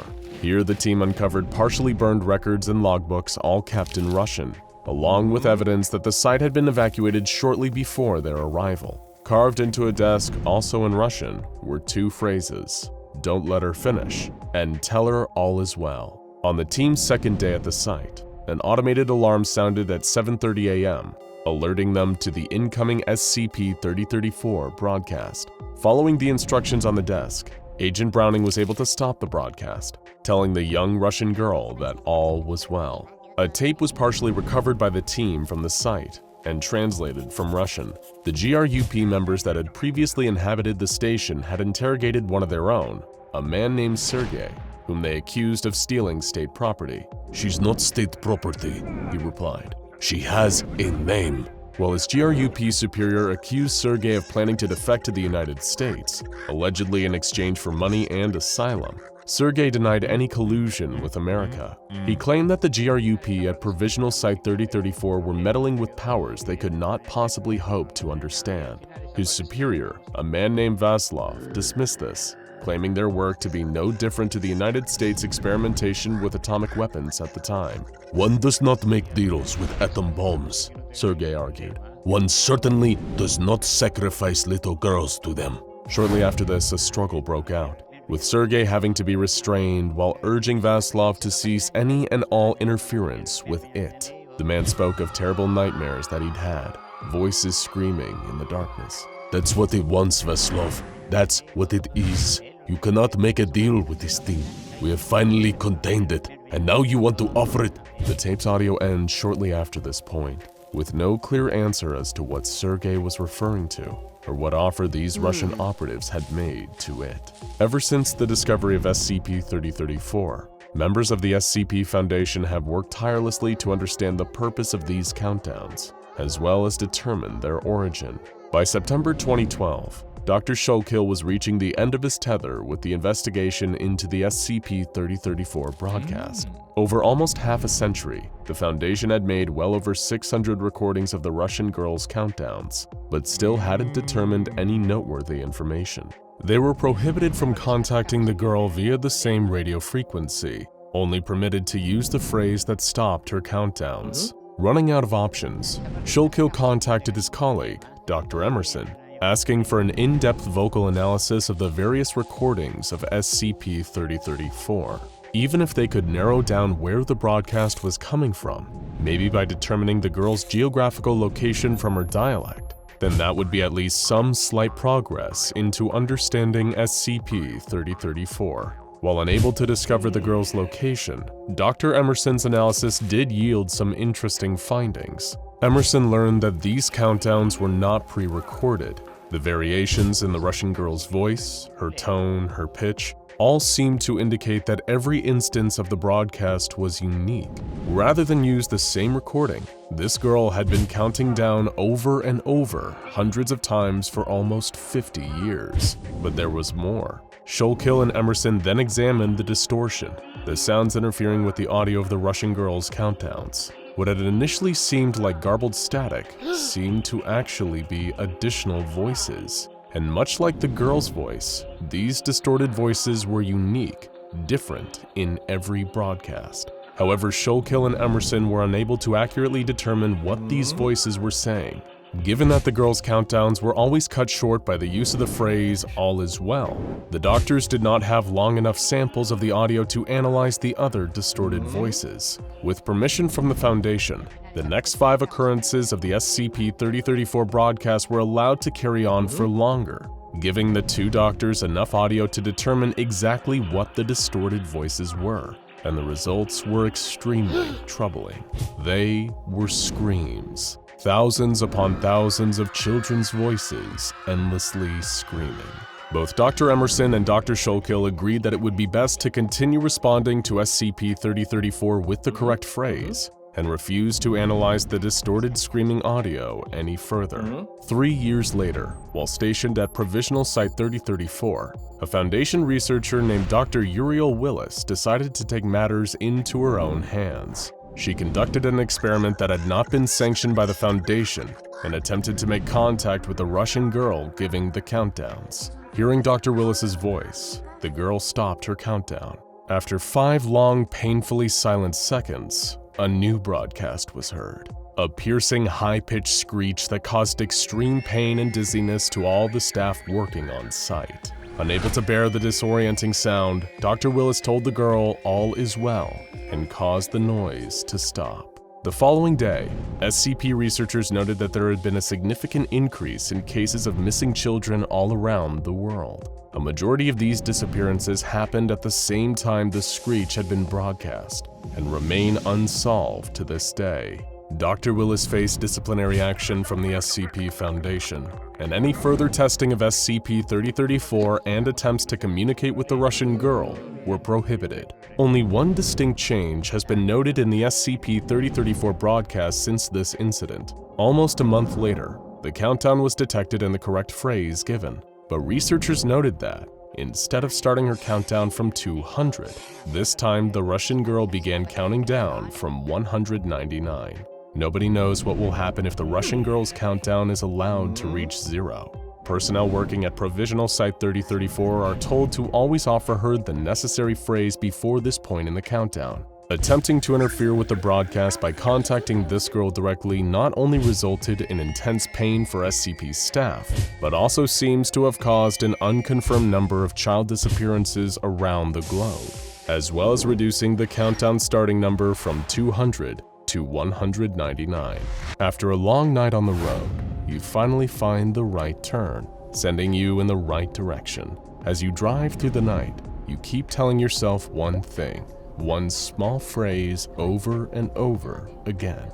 You hope the words will eventually give you comfort, but deep down you start to realize just how hollow they are. That it's just a lie we tell ourselves so we don't have to face the inevitable. But still, what choice do you have but to keep telling yourself that all is well? Agent Carla Mendoza was one of the best field agents that Site-41 had ever seen. She was professional, cool under pressure, and when the situation demanded it, she could be a straight-up badass. During a Chaos Insurgency raid on the site, she'd single-handedly killed 4 different insurgents, the last one with her bare hands. During containment breaches, she'd always be the first one charging into the fray, her Foundation standard issue Beretta drawn and ready to fire. Agent Mendoza was so devoted to the job that she took up the site director's offer to start living on site, so she could always be there to help if an emergency situation unfolded. After all, when it all hits the fan, you want someone as utterly unshakable as Agent Mendoza on your side. The job had thrown the worst of the worst at her and she'd never even flinched. So surely nothing could scare Agent Mendoza, right? After a long day of kicking ass, taking names, and filling in the properly mandated amount of SCP Foundation debriefing paperwork, Agent Mendoza retired to her Site-41 quarters. She felt exhausted and sweaty, so before heading to bed to watch some wonderful SCP Explained videos on her phone, how kind, she decided to take a quick shower. The last thing she expected was for this particular shower to become, well, let's say, Hitchcockian. The water was running hot and clean, filling the air with steam. Agent Mendoza was lathering up her hair when she first heard the noise. Heavy, wheezing breaths coming from just behind the shower curtain. The second she heard it, Agent Mendoza felt a kind of brutal, crushing anxiety that she'd never experienced before. Like a hand was reaching into her chest and squeezing her heart. The self-defense training that had been encoded into her muscle memory over years of working at the Foundation kicked into effect. In a blind panic, she struck out at the shower curtain, causing it to sway outwards and land directly on the face of Mendoza's wheezing voyeur. Who or whatever it was standing right there, less than a meter away from the shower. The wheezing carved into Mendoza's ears like a butcher's knife. What an awful, monstrous sound. And despite the fact that the shower curtain obscured its face, she could still somehow see it. The way a defenseless animal can sense an approaching predator without ever locking eyes on it, and just somehow know that it's too late for them to escape now. Every training session, every achievement, every piece of battle-hardening experience, it all evaporated in the presence of that thing. Mendoza was so terrified she might as well have been a child. The monster just stood there beyond the curtain. Its raw, fleshy face parted into a freakishly wide, yellow-toothed grin. She didn't know how, but on some deep primal level, she was aware that if this thing got its hands on her, something horrific beyond description would happen to her. She was too terrified to even move a muscle in its presence. She remained like that, standing in the shower and sobbing quietly for the next 3 solid hours, until the creature finally disappeared. When her colleagues found her, she'd experienced moderate scalding wounds from the hot water of the shower. It took several hours for Agent Mendoza to compose herself enough to share her story. A couple days later, Tim Ellis, a junior-level filing clerk, was found trapped in a Site-41 supply closet. He'd urinated in his Foundation-issued slacks and was in a state of borderline catatonia. When his superiors asked him why he'd been spending 2 hours in a supply closet on company time, he reported that it was because a monster had appeared outside the door when he was searching for a replacement stapler, despite never actually opening the door to see what was outside or call for help. Mr. Ellis said that he felt as though he would have had a heart attack if he actually opened that accursed door. He was able to provide a clear description of the monster. He said it was tall and emaciated, with reddish-brown skin that made it seem almost burnt or rotten. While it stood there and waited beyond the supply closet door, it let out the most awful wheezing noise, like an old rusty iron lung. But the image that Ellis seemed most fixated on was the monster's face, or lack thereof. Just a huge grinning mouth that covered up its entire head, stocked with an arsenal of massive yellow teeth. Ellis was visibly shivering as he talked about it. 2 incidents are an unpleasant coincidence, but 3 are a bona fide pattern, and it didn't take long for more sightings of this strange new anomaly, dubbed SCP-303 or the Doorman, to pop up across the site. It earned that name by always appearing behind some kind of doorway, or at least a movable divider, in the case of Agent Mendoza's shower curtain. Whenever it appeared outside a doorway, nearby Foundation personnel would report being struck with a sudden paralyzing terror that made engaging with the creature impossible. Attempts to call for help were also often stifled, as the very presence of the Doorman causes disruptions to electrical equipment. Whenever the Doorman manifests in your proximity, it's safe to say that it'll be commanding your absolute undivided attention. This was a particularly frightening case for the SCP Foundation, because it was one of the few anomalies bringing the fight directly to them. Most sentient anomalous beings would do anything to avoid getting captured by the SCP Foundation and contained in one of their high-security sites, full of experienced researchers and state-of-the-art equipment designed specifically to neutralize their effects. The Doorman, however, just seemed to take this as a challenge, turning even the most hardcore personnel on the site into gibbering wrecks with its mere presence. But the Doorman was just getting started. Agent Henderson had a frightening encounter in the break room. He was pulling a long shift and just wanted to grab some coffee creamer from the cabinet. However, as he approached the cabinet, he heard the telltale wheezing and that terrible, overwhelming terror set in once more. The Doorman was sitting inside the cabinet in a fetal position. He just knew it. Could this thing really appear just anywhere as it pleased, and keep people in or out until it decided to dematerialize and torment somebody else? When the creature finally dematerialized and the cabinet was examined, the coffee creamer was found to be missing, leaving Agent Henderson distraught. This was the first recorded instance of the Doorman stealing a physical item, but it would be far from the last. Henderson wondered whether the creature that had just humiliated him was sitting somewhere else now, sipping from a warm cup of joe, with its big, freakish mouth and laughing at him. But a few incidents after this, things would become considerably more serious. The Doorman was about to take its first life. Well, it isn't really that simple, if you want to get into the semantics of the thing.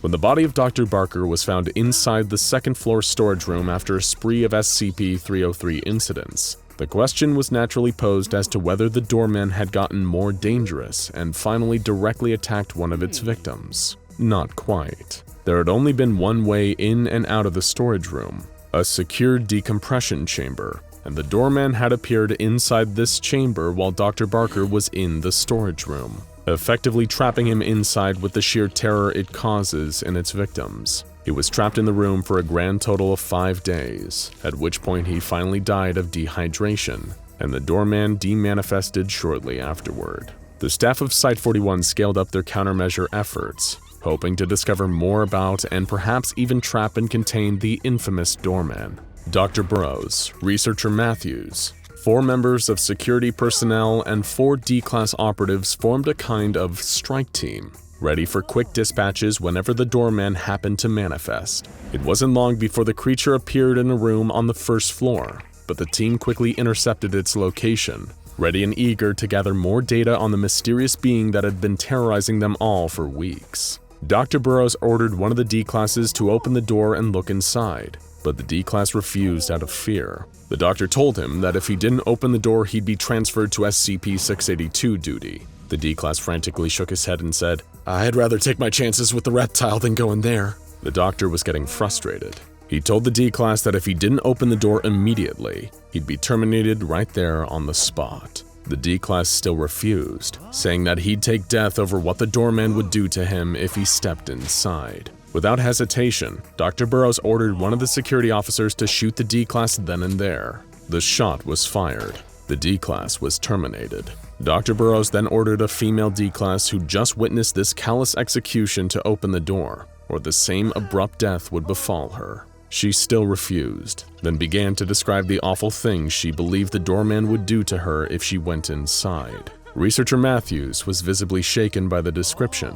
Dr. Burroughs decided not to terminate this D-class immediately. He instead wanted to see just how much pressure the doorman's anomalous fear-based resistance mechanisms could take. Another D-class was given a combat knife, and also given the order to cut the female D-class with it every time she refused and ordered to go inside. After 2 hours of repeated asking from Dr. Burroughs, the female D-class dropped dead from blood loss. At no point did she ever attempt to open the door.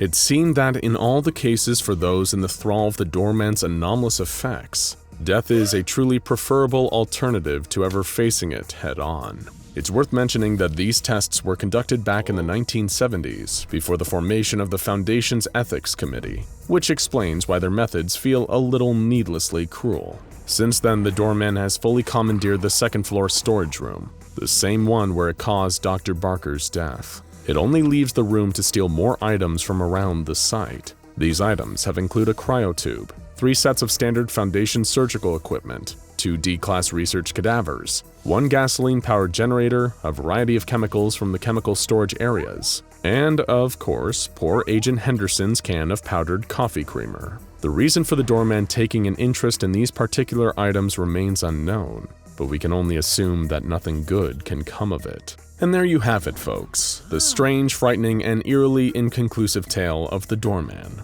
All we can really say is that we're awfully glad he's fixated on bothering Site-41, because who knows what would happen if he widened his net to the rest of us. Thankfully, we won't need to think about that. Oh, that's odd. Can you hear that? I thought I was imagining it. Though come to think of it, I can't help but feel a little uneasy right now. Do you ever get that feeling that you're being watched? Wait, the door. There's something behind the door. Can you feel it? Can you feel its red flesh and rotten teeth pressing up against it, breathing, waiting? Can you feel it staring at you without eyes, looking deep into your very soul? Well, that's good, but just stay cautious, okay? After all, life has many doors, Ed boy, and you never know who or what will be waiting for you behind the next one. The year was 1857, and the Second Opium War was raging between China and the combined forces of the English and French. It was one of the many bloody colonial wars fought over resources like tea, sugar, and the intoxicating opium poppy. It was a war fought by peasants and noblemen alike. One of these aristocratic soldiers was the noble Lord Theodore Thomas Blackwood, the quintessential English gentleman and explorer. While his fellow soldiers cowered behind cover, Lord Blackwood charged into the fray, shouldering his rifle and firing his pistol into the crowd of opposing soldiers. It was the Battle of Canton, one of the most crucial battles of the entire conflict. The French and English were laying siege to the city of Canton, also known as Guangzhou, to prove their military dominance and capture an important Chinese government official. Lord Blackwood led the charge on horseback. Every bullet seemed to find the heart of a foe. He was a true hero among men, a gentleman warrior with class, refinement, and style. And it would be thanks to his expert leadership and marksmanship on the field that the Allied European forces won the battle decisively. Lord Theodore Thomas Blackwood is a name that deserves to be counted among Lord Horatio Nelson, Sir Francis Bacon, and Sir Walter Raleigh. In addition to being a skilled and honorable fighter, Lord Blackwood is a consummate explorer, naturalist, and frontiersman. During his heyday, he traveled perhaps further than any man across the known and unknown corners of the globe. He made scientific, biological, and anthropological discoveries that should have reset the course of society forever. And yet, you won't find any records in the history books of Lord Theodore Thomas Blackwood, nor will you find any grand oil paintings or dedicated wings in British museums. This is because Lord Theodore Thomas Blackwood is a 4.5-inch telepathic neon sea slug, and he's known to the SCP Foundation as SCP-1867. While he would never admit to it, Lord Blackwood belongs to the species Nembrotha kubariana, also known as the variable neon slug. He's kept in a standard aquarium in a Foundation containment site, and is physically no different to any other member of his species. What makes Lord Blackwood unique is his powerful telepathic abilities, specifically the power to communicate by speaking directly into people's minds. And what's more, he's extremely talkative. But to what extent is anything that this anomalous sea slug says true? Or is he just like SCP-082 Ferdinand the Cannibal, a creative and pathological liar? It isn't committed to record how exactly the Foundation discovered Lord Blackwood. Perhaps a local aquarium worker worried they were going insane when they heard the voice of a 19th century English nobleman ringing in their ears whenever they were cleaning algae out of the tank. Maybe Lord Blackwood was found by SCP Foundation divers, who are constantly combing the ocean for anomalous creatures and activity. What we do know is that Lord Blackwood is an incredibly strange and mysterious individual. He claims to have visited locations all around the world and encountered rare societies and creatures. The Foundation was skeptical about a number of Lord Blackwood's more outlandish claims, on account of him being a sea slug, but he does appear to have the knowledge to back up his supposed experience. Interviews with Lord Blackwood have shown that he's extremely knowledgeable in the areas of geography, zoology, botany, archaeology, anthropology, and linguistics relating to his claimed regions of exploration, as well as more esoteric fields such as obscure mythology, mysticism, and cryptozoology. In other words, if Lord Blackwood hadn't gone on his escapades around the globe throughout history, how would he have come to possess this wide variety of information? The Foundation was getting frustrated and began to probe further into the personal life of the most interesting gastropod in containment. Lord Blackwood, under questioning, was always polite and amicable with Foundation staff. He seemed to display no real knowledge of the fact that he himself was a sea slug, going as far to accuse other people of being crazy or drunk when they brought the fact up to him. While none of Lord Blackwood's tall tales ever extend past the year 1910, he told fanciful stories of exploring the Americas and of his involvement in the Second Opium War on the side of the English. Naturally, the Foundation wanted proof. When they pressured Lord Blackwood on this, something even stranger happened. He gave it. The Lord told his interviewers that he would happily donate his collection to them if it gave them cause to believe what he was saying. He gave the baffled Foundation researchers the address of a cottage in England where they could find the secrets to his bizarre and mysterious past, and local agents in the area followed up on the information. Upon investigation, Foundation field agents did indeed find the cottage that Lord Blackwood had specified. It was being maintained by an extremely old woman. When questioned about her presence there, she said that she was keeping the house for Lord Blackwood and gave no more useful information. Incidentally, it appears that this singular purpose was all that this old woman was living for. She abruptly passed away from heart failure 5 days after the Foundation commandeered the cottage. Whether anything truly anomalous caused this, we still do not know. At first, the cottage seemed normal, until the field agents discovered a secret basement housing Lord Blackwood's collection. They were amazed at what they saw. The basement consisted of zoological and botanical specimens, over 3,000 artifacts, a library containing over 5,000 items, and a functioning 1800s scientific laboratory. It took about 3 weeks for Foundation agents working round the clock in shifts to remove all the items from Lord Blackwood's mysterious collection, and what they found raised even more questions. The collection included, but was no means limited to, 116 unknown species of plants, 107 unknown species of insects, 28 unknown species of lizards, 23 unknown species of fish, 14 unknown species of amphibians, 12 unknown species of mammals, fossils pertaining to 8 unknown species of dinosaur, fossils pertaining to 12 unknown species of prehistoric mammal, and artifacts belonging to 29 unknown indigenous societies. That's a lot of unknowns. But wait, there's more.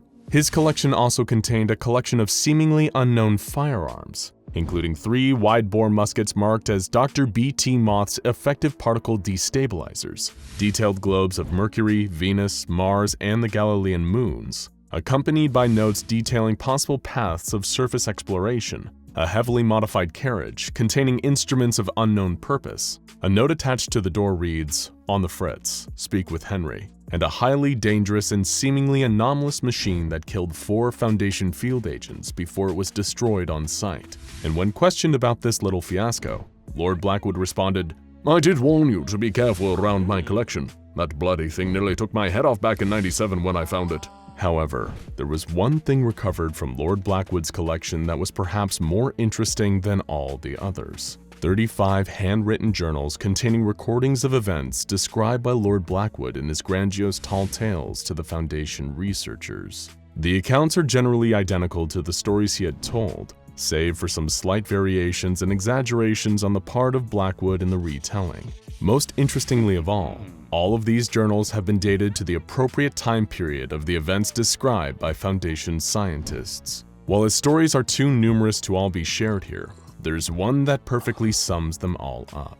Lord Blackwood's account of a possible encounter with SCP-1000, also known as Bigfoot, in Seattle during the mid-1800s. Lord Blackwood, seeking to explore the so-called New World of North America, embarked with an assistant and an indigenous American guide to the Pacific Northwest in search of the legendary Sasquatch. The trio was headed for Mount Rainier, then known as Tahoma. During the journey, Lord Blackwood found a young fox caught in a trap that had been set by a local tribe. He took sympathy on the animal and freed it, allowing it to run away to safety. That night, he and his assistant met up with the rest of his guide's tribe, and they settled down for the evening. However, things took a disastrous turn when the camp was raided by a rival tribe. Almost everyone was slaughtered in the process, and Lord Blackwood and his 2 companions were hauled away by the enemy tribe for a sinister purpose: sacrifice to a violent local deity. As it turns out, the creature that this tribe worshipped was the very same one Lord Blackwood and the others were trying to find,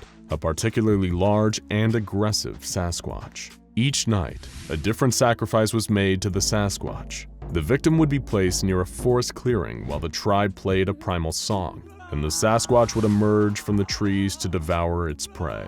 The first night, it ate the assistant. The next night, it ate the guide. And then, it became time for the sacrifice of Lord Blackwood himself. As Blackwood was presented for sacrifice, he accepted his fate. But instead of the Sasquatch, a legion of woodland animals emerged from the trees: foxes, elks, raccoons, and more, themselves painted with tribal symbols. The animals seemed to be on Lord Blackwood's side, and attacked the tribespeople who had been holding him captive, giving Blackwood the chance to flee into the forest during the chaos. Later, these same animals would find Blackwood again, and present him with things his captors had stolen from him. An elder fox also gave him a letter, proclaiming him a knight of their people now.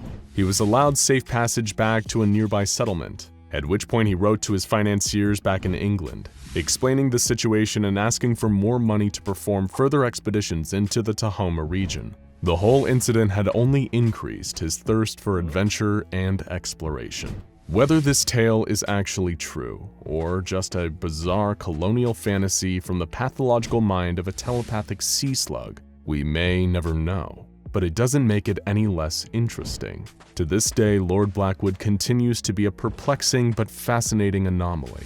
He may not be the most dangerous, and he may not be the most useful either, but there's no denying that perhaps we'd all like to sit next to his tank for a couple hours one day and hear him spin a good yarn over a warm cup of tea. There's a quote that says, "The beautiful thing about learning is nobody can take it away from you. But what good is learning if the knowledge might hurt you, drive you mad, or even kill you? It just sits there in your mind, like a stick of dynamite with an invisible fuse. It could blow at any moment. All it takes is a careless slip of the tongue, and you might turn into a talking home appliance." This is a conundrum faced by anyone dealing with an Infohazard, a certain kind of anomaly often dealt with by the SCP Foundation. Before we get into some of the craziest examples of Infohazards and what they've done to people, because let's face it, that's what you're really here for. First, we have to answer that big question everyone's a little afraid to ask. Just what is an Infohazard? And how does it differ from a far more common type of SCP, the dreaded cognitohazard?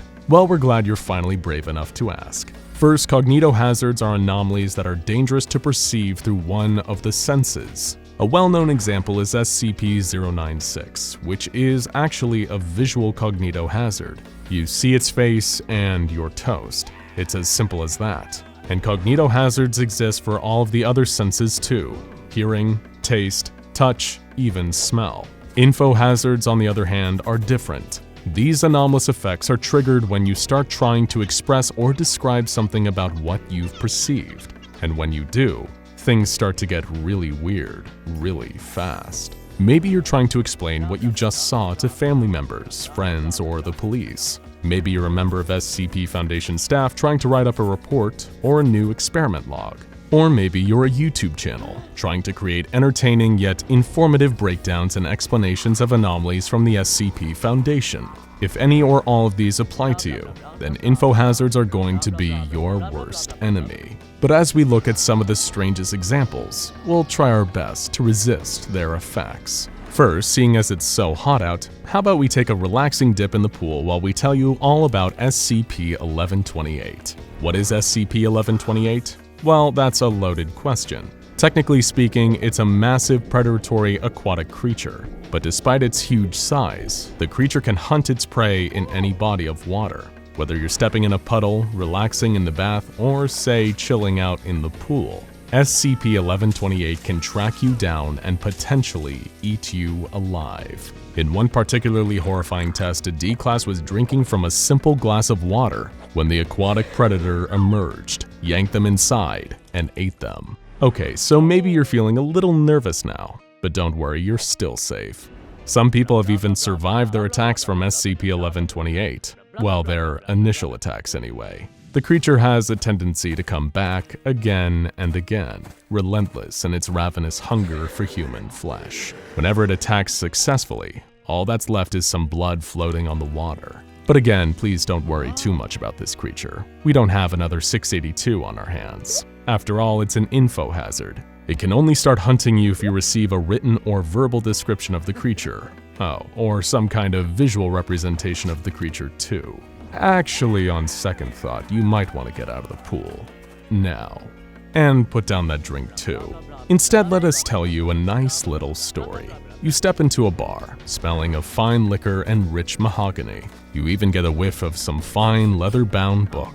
You see us sitting at the bar, motioning for you to come over, and you decide to approach. You're intrigued by our winning smile and our vast knowledge of anomalies and SCP Foundation lore. You take a seat next to us and order a drink. Get something fancy. It's on our tab after all.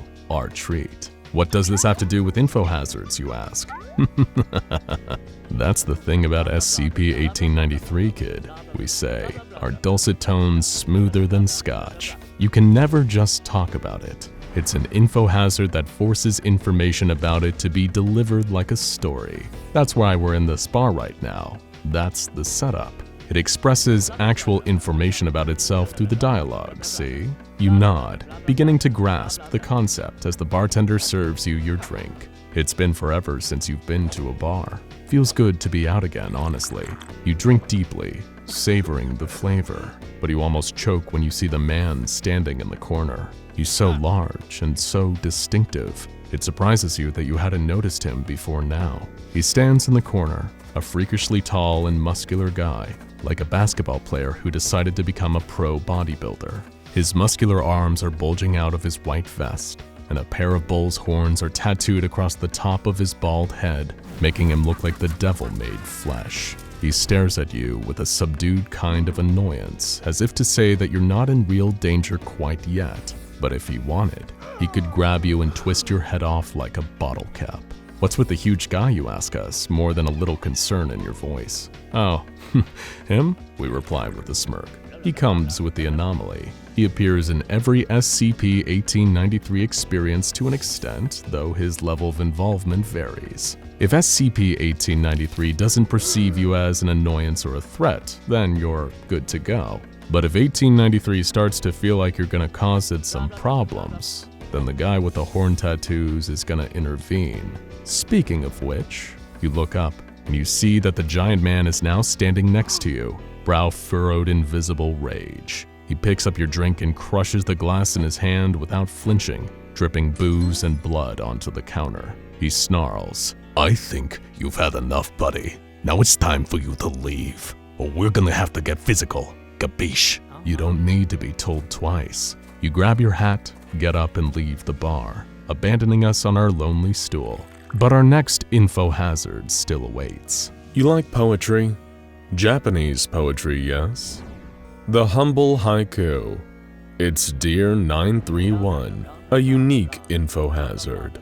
It's so poetic. Though specifically it takes the form of haiku. So what does that mean? A rigid structure. The first line 5 syllables, then 7, then 5.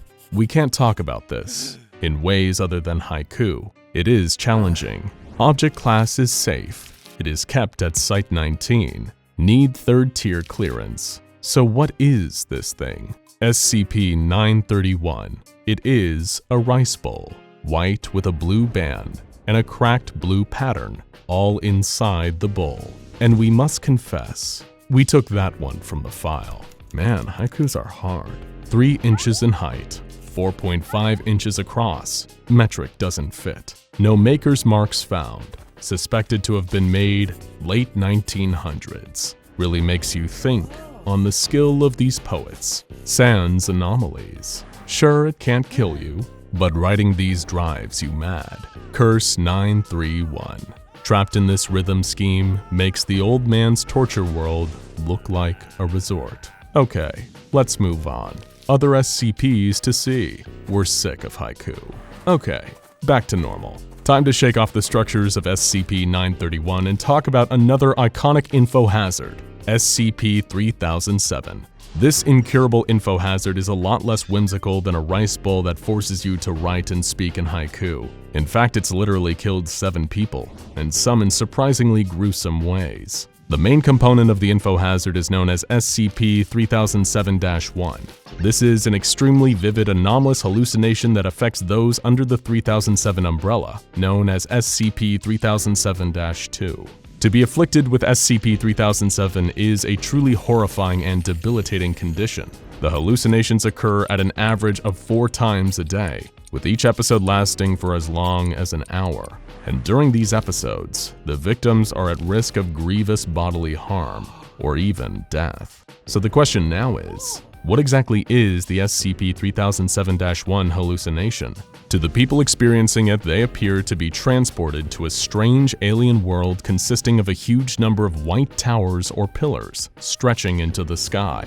SCP-3007-2 specimens are trapped on a series of bridges, incredibly far off the ground, that connect these various structures. This anomalous area is known as SCP-3007-3. It is important to remember that people transported to this world still remain, physically, in our own. However, any damage sustained with SCP-3007-3 will carry over into our own reality. To give one particularly gruesome example, some people fall from the precarious bridges and tumble to their deaths in SCP-3007-3. Back in our reality, they suddenly explode from the damage of an invisible high-speed impact, killing them instantly. There's much more to SCP-3007, enough that it probably warrants its own explanation, and the SCP Foundation takes it extremely seriously, believing that if the Infohazard is allowed to breach containment and become contagious, it could result in an XK-class end-of-the-world scenario. As a result, anyone found to be infected by SCP-3007 is contained and summarily terminated to reduce the risk of its spreading. To make things even worse, there are also concerns about SCP-3007-3 seeping into our reality, as those standing within a 2-meter range of SCP-3007-2 during a 3007-1 episode can actually hear the sounds from the terrifying hallucinatory reality. Okay, that was a little scary. How about instead of falling to your death without falling at all, we talk about a nice movie? Gonershrav by Martin Scorsese, one of the best gangster movies of all time. Wait, you've never heard of Gonershrav? It's got everything. Action, suspense, romance, a mountain of black thorns on which lives a dark tyrant of terrible and unknowable power. You sure you've never seen Gonershrav? Well, here's the thing. All signs point to movies like Gonershrav's and many others simply not existing. This comes as a result of SCP-2747, an infohazardous phenomenon that causes people to talk about works of fiction that don't exist. These works often feature commonalities, like an ethereal or disturbing tone, ambiguity, black thorns, and a sinister, mysterious antagonist. The Foundation is doing all they can to hunt down and suppress SCP-2747, but it's proving more difficult than they'd imagined. Currently, the leading hypothesis is that these tales may have actually existed once, but were erased from reality, leaving only the residue of memory and the odd scrap of evidence around. Many researchers speculate that the various pieces that form SCP-2747 are anafabula, pieces of fiction accidentally composed with the perfect elements to cause them to quite literally erase themselves over time. Now, the greatest concern that the Foundation has about these anafabulas is that they might actually be one, and their reality is on the precipice of collapse. But we really don't have time to unpack that right now. And like SCP-3007, a full explanation of this anomaly would take some time and is probably best tackled on its own. But there you have it, folks, Infohazards. They all say that knowing is half the battle, but in this case, it is the whole battle, and if you know, you lose. Not really a battle at all, come to think of it. More of a trap. But whether it's a vicious megafish, a strangely buff man with bull tattoos, a poetic rice bowl, or a nightmarish ordeal of daily hallucinations, there is no doubt that infohazards are some of the most strange and fascinating anomalies that the Foundation has to offer. Oh, and of course, how could we forget the most well-known infohazard of all, SCP-2521. This entity is so infohazardous that its Foundation file entry is written in pictograms. This is because whenever information is recorded about this entity, it manifests and steals it. If you write it down, it'll take the paper. If you make a note of it on a computer, it'll take the computer. And of course, if you talk about it, it'll... Oh no, no, no, again, no, no, no, no,